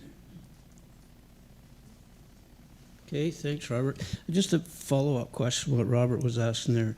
Do we have to use drill well water? Could it not be taken from a river or brooks or some other source? So, I mean, I think similar to the earlier question, could we will always start to see if there's drilled water available, and we'll look way deeper than local wells for that. If it's not available, could you truck in water or bring it in some other way? That would be something that could be looked at, absolutely. Okay, thank you. Peter, you're next one. Thank you. Boyles. Thank you. Thanks for coming, and thanks everybody for coming. The my first question is, the other night we had a nurse here from the Aberdeen Hospital, and she was saying that this plant could be very detrimental to our health or to people's health. And so I was just wondering, what kind of health studies are you doing, or is there stuff going to be coming off this that's going to cause people, to have health problems? I mean, I think it's a fair question, and it's our obligation as proponents to answer this question, so I want to validate it. It's the same question I would have if someone came into my backyard on it. The health concerns that are required to be studied are with the nitrous oxide levels that come out of the air emission stack. And we are roughly half of what the limit is, according to the modeling that we've done. So you take a look at what the technology generates, and that gets certified. People know what you get when you burn natural gas in these power plants. That's not new technology. They know what emissions are going up the stack based on the temperature of the combustion inside the turbine. They know how high the stack is, and you put in the software where the receptors are. And it's not like a annual average, and there's some hours when you have higher than what you're allowed to. It's every single hour you have to be less than a specified amount. And so there's that. You have greenhouse gases that are studied province-wide, so it's not like a local thing, but those are hot air gases that go up. You have sound, and there is requirements for sound intensity. You have to be below 40 decibels at night. You can make more noise during the day, but this facility is designed to meet the overnight sound intensity requirement all day long at 40 decibels, even though it can creep up to 55. And then you have the water. So there are things in place here where the guidelines and the actual requirements of your permit from Nova Scotia Environment ensure that there are no health consequences. And the sound intensity, we talk about 40 decibels, what's that mean? It's the same as having a running fridge on the outside of your house.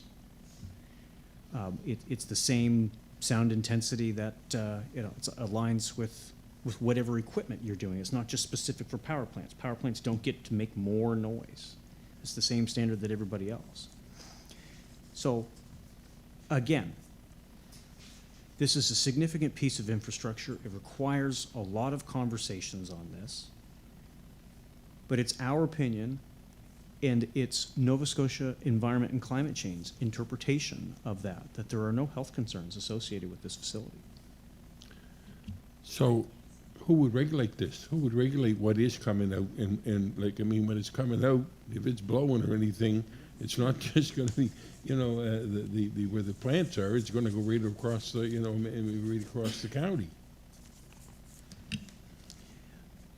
The facility has a requirement to be in compliance, so it can station monitoring instruments at places of importance. You can feed that real-time information into the plant operator, and this is what I mentioned before. There is definitely a lack of trust in permitting agencies. I'm not here to say why this county has lived experience.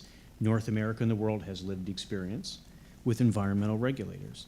And in order to build that trust, if the Community Liaison Committee wants a say in which firms get hired to do that, to install that key piece of health reporting instrumentation, and who's going to maintain that, and the data that it measures is available to share on this, so that people don't have to rely on the proponent submitting information to a regulatory agency, and the regulatory agency said, we've looked at it, everything's fine, just believe us. If we want to move past that, the ISO here is making the representation that we're willing to do that.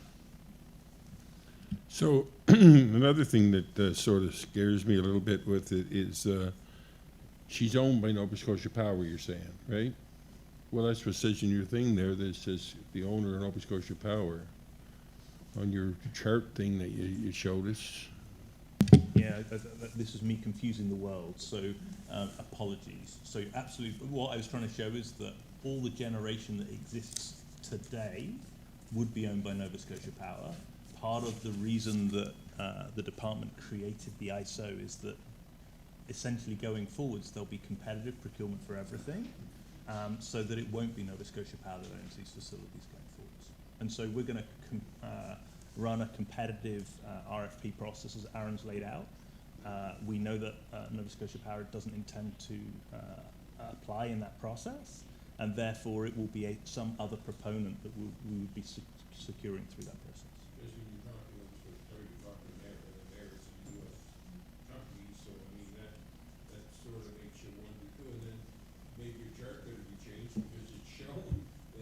That's fair. That's the past, but you're absolutely right. In the future, 100%.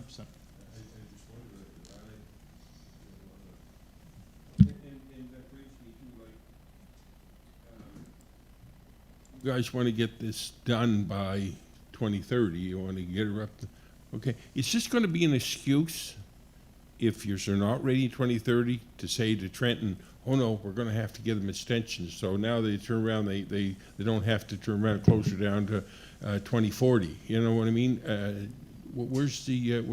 Is there a possibility? So at least from my perspective, if these facilities aren't built and they're not replaced with something else, then if we take the coal out, we're significantly increasing the risk of rolling blackouts. And so my advice will be to government, we need to keep those facilities open until we've got something to replace. So I would just comment that the government remains committed to retiring coal by 2030. It's the federal law, the federal regulation that requires the retirement of coal by 2030. We started with the IESO trying to encourage this process to move quickly, still complying with all the relevant authorities and permits, but we still intend to retire coal by 2030 if at all possible. But I would also say that we would not compromise the health and safety and the economy of Nova Scotia if we miss that date by 1 day or 1 week or 1 month. But we definitely do not foresee using coal for electricity generation to 2040. It's not economic. It's not just that it's not effective from an environmental perspective, from a greenhouse gas perspective. It's not cost effective compared to the alternatives and compared to the system that we can build when we have these fast acting gas assets to help manage the wind resource. And we're building the wind resource. Like, that is contracted or is being contracted in the near term. So we need to have the right resource to work with those in the future. So I would say no, we are absolutely, and I think that Aaron Long and Johnny can attest that the province has continued to push the IESO to do the work necessary to achieve commercial operations by 2030 for these plants. Yeah, me and Councillor Turner are on the advisory committee with Nova Scotia Power, and we turned around and we were told that they were thinking they're going to close down before 2030. And now we turn around and find out that there's a possibility, which it don't surprise me because they did it in the Harper government. They turned around and they shut them all down, the old generating stations, except Nova Scotia. They can do what they want. So, I mean, there's a lot of stuff there that I wonder about, you know what I mean? I asked a question the other day, and I don't know, maybe you could answer it, is that why is it always Pictou County that they turn around and they want to stick these things in to try out? You know, why can't, it just seems that, you know, here Pictou County, here's another one for you, more pollution, more, you know, we'll try her there and see if, you know, everybody, you know, survives good, then we can put her somewhere else. I mean, it just makes you wonder why. So the province did not predetermine where this site should go. I want to be clear, the province has not decided that it is Pictou County. I think that, as Aaron described, the confluence of factors that make this the most economic site in the near term. I also think it's important that when we look at the electricity system that we have today, and in no way to diminish the environmental impacts that industry has had or power generation has had in this region, but there are power generation impacts in other areas too. And that is part of the legacy of using coal and oil that we will, have to recover in, whether that's at Lingan, Point Oconee, Point Tupper, or Trenton, or here with the industrial site at the mill, that there are a lot of environmental issues of sites that are contaminated that need remediation. But there was no intention on the part of government that this was a thing to be tried out in Pictou County. Well, I mean, our MLA in Pictou East is the premier, and also he's the head of the energy now. So I mean, it makes me wonder why that when the community is saying we don't want it, I mean, he's not listening, or really maybe he should be coming talking to them and why he thinks that it's a good idea for them to have it here. I think that's.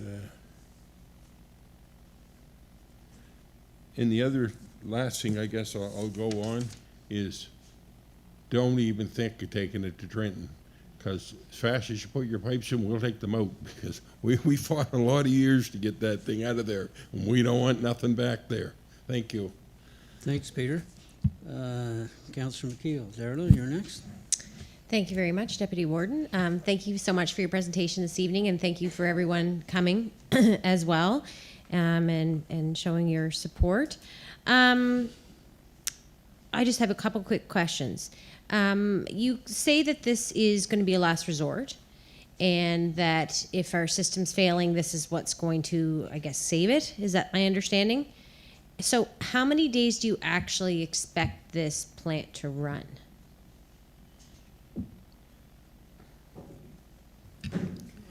We've conservatively permitted operational times of 25% in all of our permitting so that we overestimate the emissions and the water requirements. But the actual modeling of this on an hour-by-hour basis for the integrated resource plan is about half that amount. So somewhere between 10 and 15%. Like more winter hours, more winter time kind of thing? I know we all got that thing, notification from Nova Scotia Power, conserve your energy. Like, I didn't know it's minus 25 out. How are we going to turn our heat down? Like, I don't understand. But anyways, I guess it's more like a February, January thing compared to a July and August kind of thing. I guess air conditioning and stuff too, but. It runs some amount of time all year long, but the majority of its dispatch is in the heating season. Yeah, okay. I just wanted to be clear on that, okay? So I guess my other question, my last question, Mr. Chair, would be, you have said that these plants are in other places in Canada and the United States. So, and they've been there for quite some time, and by all accounts, they are still running today. So we're not inventing the wheel here. So I think one of the things that I would like to know if this was going in my backyard is, what are some of the things that, how did they get the buy-in from the local residents around them to support that? What was given to those residents as reassurance? And what are some things that went well with these plants and unexpected challenges, and what are some things that didn't go well? And I think that would be, if I was living there, some of the things that I'd like to know is did they have problems with their water? Was noise a problem? Did things go well? Did things go not? I think history is a great indicator, and I think that those options should, or those findings should be communicated. Thank you. Thanks, Darla. We have Councillor Joe McDonald. He's online, so he has a question. Joe, go ahead.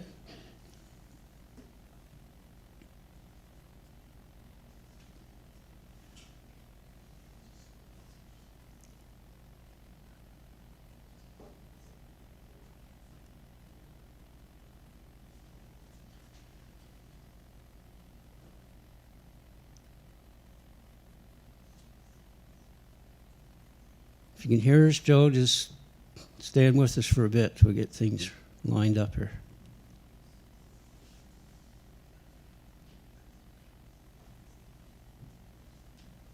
How did you know who was asking? How did you know who was asking? Right.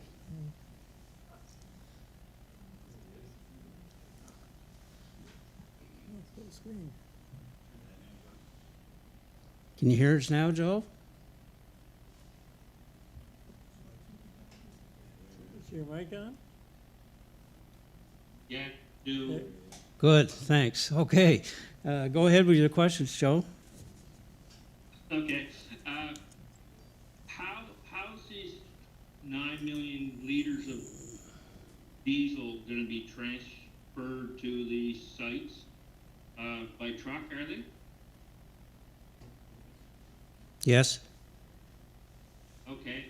And so that's over 200 loads of big B trains per fill up or whatever. And if the natural gas is not coming or flowing, this will be on a regular basis. How much damage is that going to do on the local roads, like the Highway 4s and that stuff, and the small roads to Marsdale and that stuff? Just wondering that for one question. Go ahead, Aaron, go ahead. Thank you, Mr. Chair. I think the 200 trucks would be, yeah, you're filling it up. And then once it's full, then, you know, it's 5 days of storage, so that's 40 trucks a day. Still a significant amount. You know, we can't hide that, can't change that. So as that facility burns through that on a daily basis, the trucks will come in over that time. So again, it's 200 kind of get it full. You'll have construction activity going on that site as well. But with regards to degradation of local infrastructure to support that, I think, again, that should be something that's written into a development agreement. If it's, you know, it's foreseeable that that amount of truck traffic will do damage to public infrastructure, then it's up to the IESO to ensure that the successful proponent in that has a means to fix the roads. The only thing that I would sort of add to that, Aaron, is the expectation of this running all the time on fuel for days at a time that would require those 40 trucks to be coming every single day. That's not how this plant would operate. The province would be in a really bad spot if we're running this on fuel for 5 days straight and needing those trucks to run. Like that would be an extreme, unanticipated position. The whole reason for having 5 days of storage is such that if you had an extreme weather event where the trucks couldn't run, you could still keep the lights on.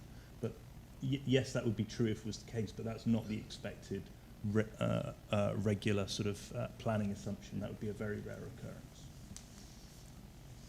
Go ahead. And I think this is, Just a second, Joe. sorry, Councillor, in particular, the White Hill Road in Marsdale has been identified as, hey, you know what, you guys want to build and operate a power plant, you got to pave that road, right?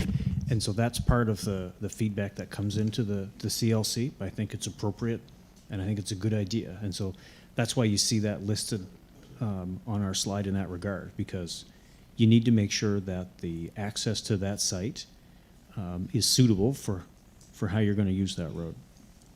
Thank you. Okay, Joe, go ahead. Okay, I guess you say unexpected, but the person below the Canadian border is very unexpected right now. So we'll go on to the next question.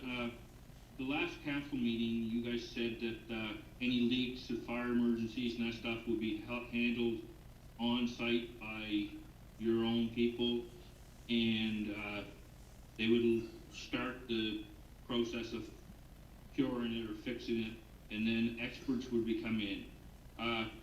With 9 million liters of holding on the site, where are those people coming from? Halifax, St. John, or Ontario?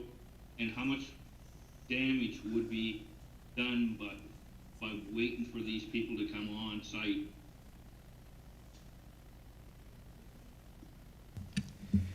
Yeah, there's a differentiation there between the, sorry? Go ahead. Okay. Go ahead. Yep. There's a differentiation in the response associated with an oil or a diesel issue than an explosion. So there's monitoring in place, and even the smallest amount, as that's identified, I think there'll be people at that facility that can handle and solve that issue and intervene and report that. And they'll have to have quick response plans and the materials associated with a quick response for that in the unlikely event that all of the safeguards that I'd mentioned before. So you have to plan for that. The experts coming in is if you have like a catastrophic failure. You don't want volunteer fire services coming in there. So it was the differentiation between an oil spill and then a catastrophic explosion counselor that requires a different specialization that may be at a distance. But it's not associated with an oil spill. That needs to be resolved immediately. So, oil spill would be done immediately, but I know there's been, in the Maritimes, large oil spills have happened, and we're probably concerned about that going into our water sources and that stuff around. Next question is, your process is already sent out for RFPs and of interest. So shouldn't you know how much water you're going to need prior to them sending them MFRPs go? Go ahead. Thank you, Mr. Chair. This is a good question. So our RFP is currently in draft. In the fall, we released a request for expression of interest, and so that's who's interested. We needed to assess whether we were going to have a healthy competition from folks that know what they're doing in this. So we got enough bids to give us the impression we're going to have healthy competition. But we didn't ask people specific details about how much water they're going to use. We've hired a technical expert, which you'll see their name in our environmental assessment registration document, Hatch Engineering, and they've advised on how much water you need for the water-intensive facility design. And that is the number that we've been using on our speaking points and our presentation and other engagement materials. Okay, Joe? And have you found out how much water is available at these sites yet? The winter was great for snowmobiling. It wasn't great for doing local aquifer tests in Salt Springs, so we're later on that than we would like to be at this juncture. We've done some tests in Marshdale. They haven't come back with significant volumes on this, but we continue to test, which I think that testing will be complete by this week or next. Okay, thank you. Okay, thanks, Joe. Okay, next is, Donnie, do you want to go? I have some questions, but I can hold them to the end. Or... Okay. Thank you, Mr. Chair. There's lots of good ideas going around this table here, and we need to come up with a better solution than sticking that plant up in Salt Springs. I got a question here from Linda Cormier. It involves the 2 plants together being pushed down to Pictou County, which is unprecedented for a rural county. The question is, why has no cumulative effects analysis been conducted for placing two 300 megawatt plants in one rural county? And how can council make an informed decision without it?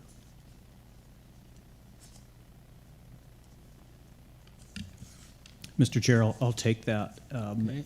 And we speak directly to this in both environmental assessment registration documents, and Strum Consulting lays out the reasoning and support for why they should not be considered or necessary to be studied cumulative, and the Department of Nova Scotia Environment and Climate Change agreed with that reasoning. Okay, thank you. I guess, I'm just trying to come up with another solution there. This, putting it up in Salt Springs is not the solution.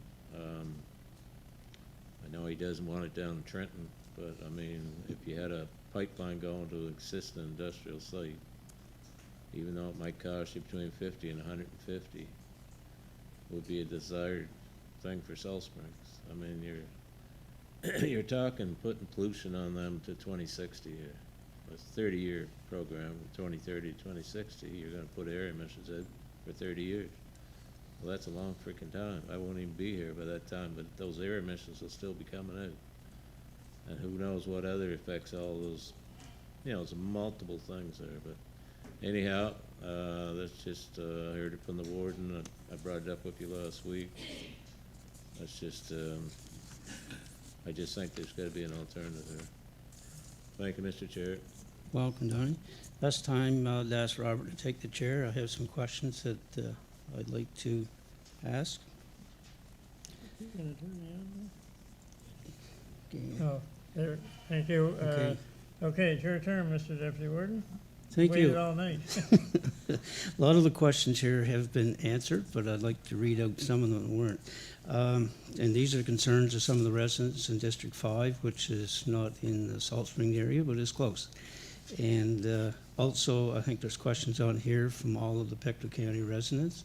They think that this is a project that's affecting the county as a whole and not just them two areas.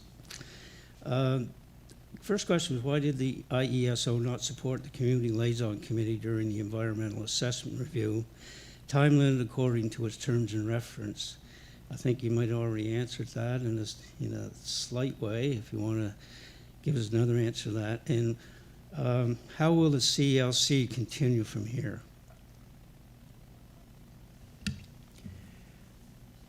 The first question is going to be the hardest of those two questions to answer, and it's organizational bandwidth. So, as Johnny mentioned, the 2030 timeline looms large. In order to satisfy planned unit designation with the Canadian electricity regulations that the federal government has, all of the permits that are necessary need to be submitted. And so that was a race to the end of the year. And there are consequences to that decision that we made.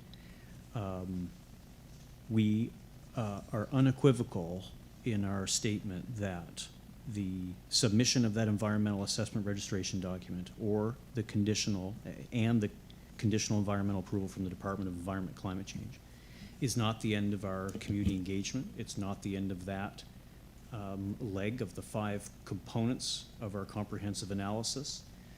We had every intent to have many CLCs until now. We've been restricted for safety concerns in that.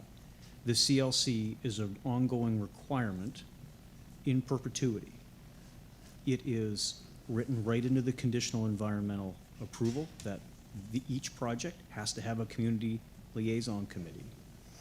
And it's our intent to do the things we've mentioned in our slide deck through the community liaison committee in a frequent meeting basis, enhanced as Johnny outlined tonight, because this is the phase of the project where that is required. There may be times when it's required less. There may be times when it's required to be this intense again. And the organization and the successful proponent that we select will match the intensity as requested by the volunteers on the meeting frequency. Thank you. Number 2, I believe, was why did the environmental assessment proceed when the attentive communities chosen did not have water quality or quantity tested? And I think you just alluded to that. There was no testing in Salt Springs because of the weather. Or will this be done soon? It's a separate permitting process. And so the environmental assessment does its lens at its level and says, okay, you still got to go get an industrial approval. If you want to alter wetlands, you get to go get approvals to do that. If you want to extract more than 23,000 liters a day of water, you got to go through that. So each one of those permitting things still lives on. There's still that obligation. And that's why we challenge the characterization that once you get that conditional approval, it's done, it's green lighted, all those types of things. There's still a tremendous amount of work to be done. So that has to be approved before we can go ahead anyway, right? Unless we On that. decide to go with a technology that doesn't Something use different. that water. Okay, thank you.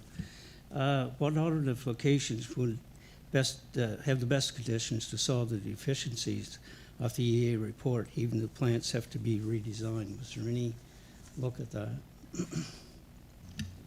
I'm sorry, can you, Was there an alternative location other than Salt Springs and Marisdale that would meet the best conditions of the deficiencies of the EA?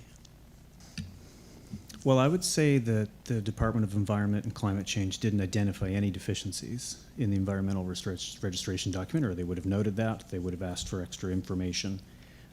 The conditions that they wrote in there are not meant to address deficiencies in the application. They are standard expectations that this department has as a regulator on projects that seek to operate the facilities that we described in those registration documents.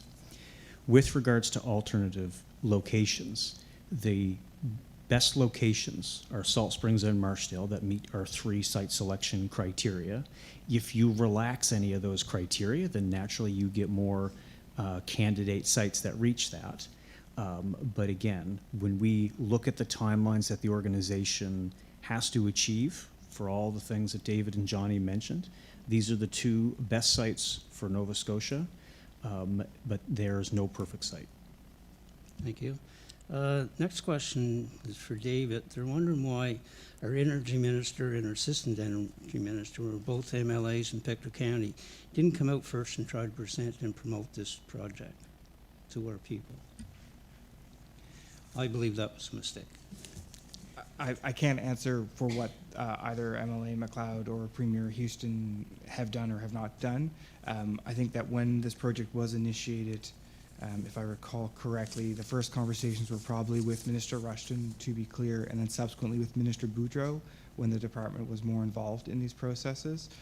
But we did certainly inform MLA McLeod and the Premier about the potential locations for these sites as that site selection process that Aaron identified was undertaken.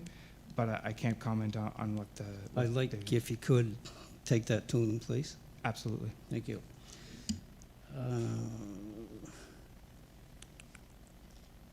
Why is oil or light fuel used as part of the simple process? What current alternatives are there to having as a backup?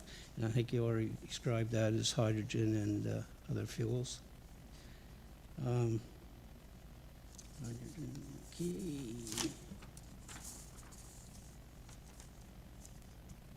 What guarantees are given to the province once these privately owned plants are completed that renewable energy will be incorporated in their process?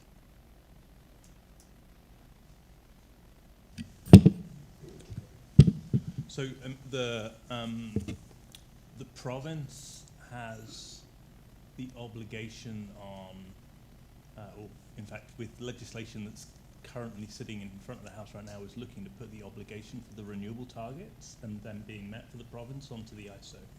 And it'll be the IESO's obligation to source and dispatch renewable resources to meet those targets. And so the way the province is holding, making sure that those goals are met, we'll be putting the obligations onto the IESO.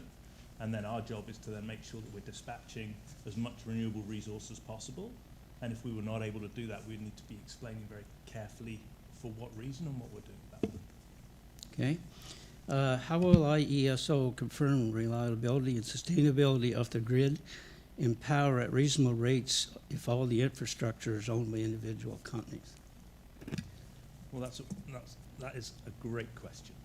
And that is the heart of the challenge of what we do, because trying to balance all of those 3 things of keeping the lights on and delivering the renewables targets and keeping energy as affordable as possible it's the whole reason of our existence. The way that we try to get through navigating that is predominantly back to that IRP planning process that I talked about earlier, that we take time to look at what are the best technologies that are available.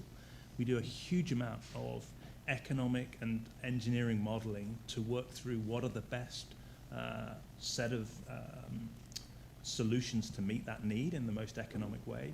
It's a very transparent process that engages stakeholders, so lots of people can then sort of see the results and provide feedback and comment in and hold us accountable to make sure that we're using the right assumptions and doing that modeling in the best possible way for the province. And so it's really that process that sort of lays out the plan.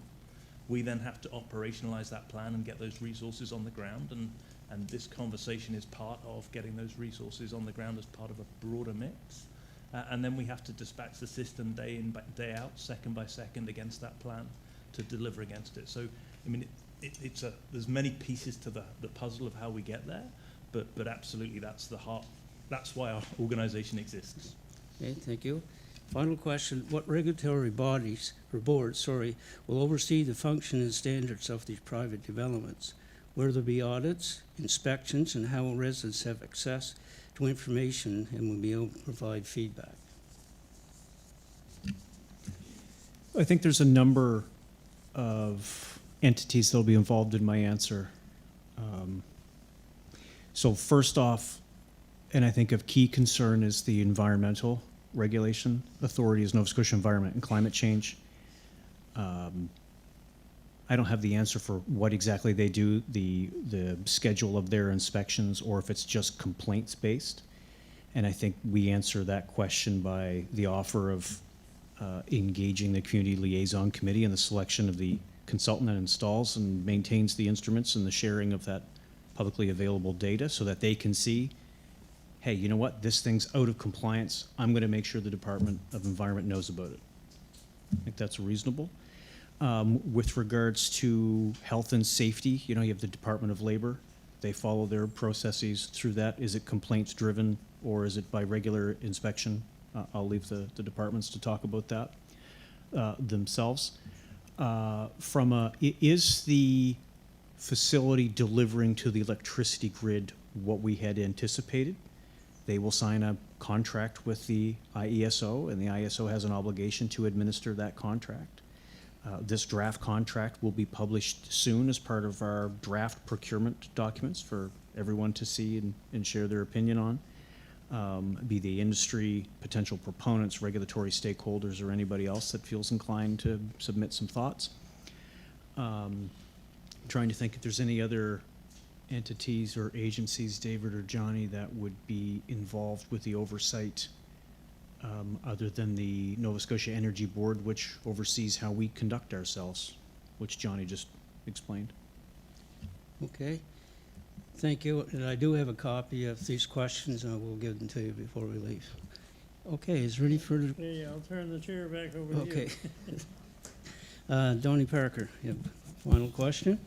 Thank you, Mr. Chair. I just got a question handed to me. I think it's want to know the answer. But anyway, are the members of the CLC meeting now? I believe that's a yes. If not, what's the timeline to get the members, the CLC, up and running? I was going to add on, can people still join the CLC here in Salt Springs? Maybe both of them, I don't know. So at any time, people can join the CLC. Okay. What we have in the current security situation is we'd like to know, in fact, we need to know who's coming to those meetings in advance. Yeah. And once that takes place, then everybody's welcome. We keep a list at the door. People's names are on the list. Then they come into that meeting.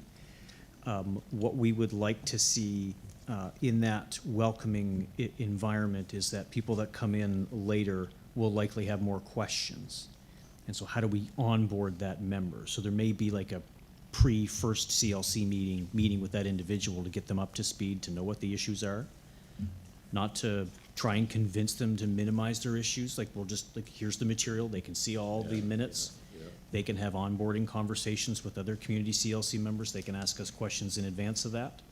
But I think that will lead to a more efficient and productive meeting if folks that come in later have that onboarding process. Well, you're just getting going here, but you haven't been running too long yet. But I mean, I know a couple of good members that would come from Salt Springs, I know, but there's a lady there just from Marsdale. My final question, Mr. Chair, is just, I guess I'll put it to Aaron Long or maybe the CEO here. Will you guys take a serious look at this pipeline idea of, putting a 30-inch pipeline into existing industrial site somewhere. Is that something you're willing to take a serious look at or not? So the whole point of these processes is to look, listen and hear, is there something that we've missed? And so we very much appreciate the thoughts and the input. I think as you've heard from Aaron in terms of the position that we're in and where the province is in, I think, yes, we will go and take a look back at it. But I think as we do that, without trying to prejudge that work, from a timeline perspective, it's not going to meet the needs of the province in terms of getting these plants on. And You get 2 plants you're going to build. You're not going to build them both at once, right? So there may be an opportunity for it to be a future site for sure, but I think what I'm committing to is we will absolutely take it back and have a look. And Yeah, have a serious look. It's been a very Like, I fair mean, request, and let us have a serious look at it. Yeah. That's all I'm- But I'm, yeah.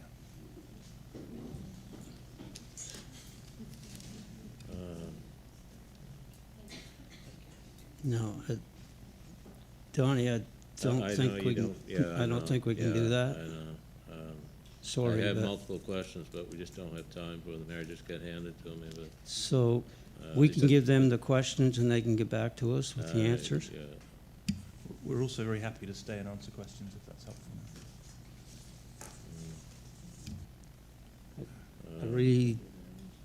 I don't think it's fair really to take questions at this time. We should have been beforehand, Yeah. but we will submit them. All right, thank you, Okay, Mr. Chair. it is, I don't see anybody else having questions here.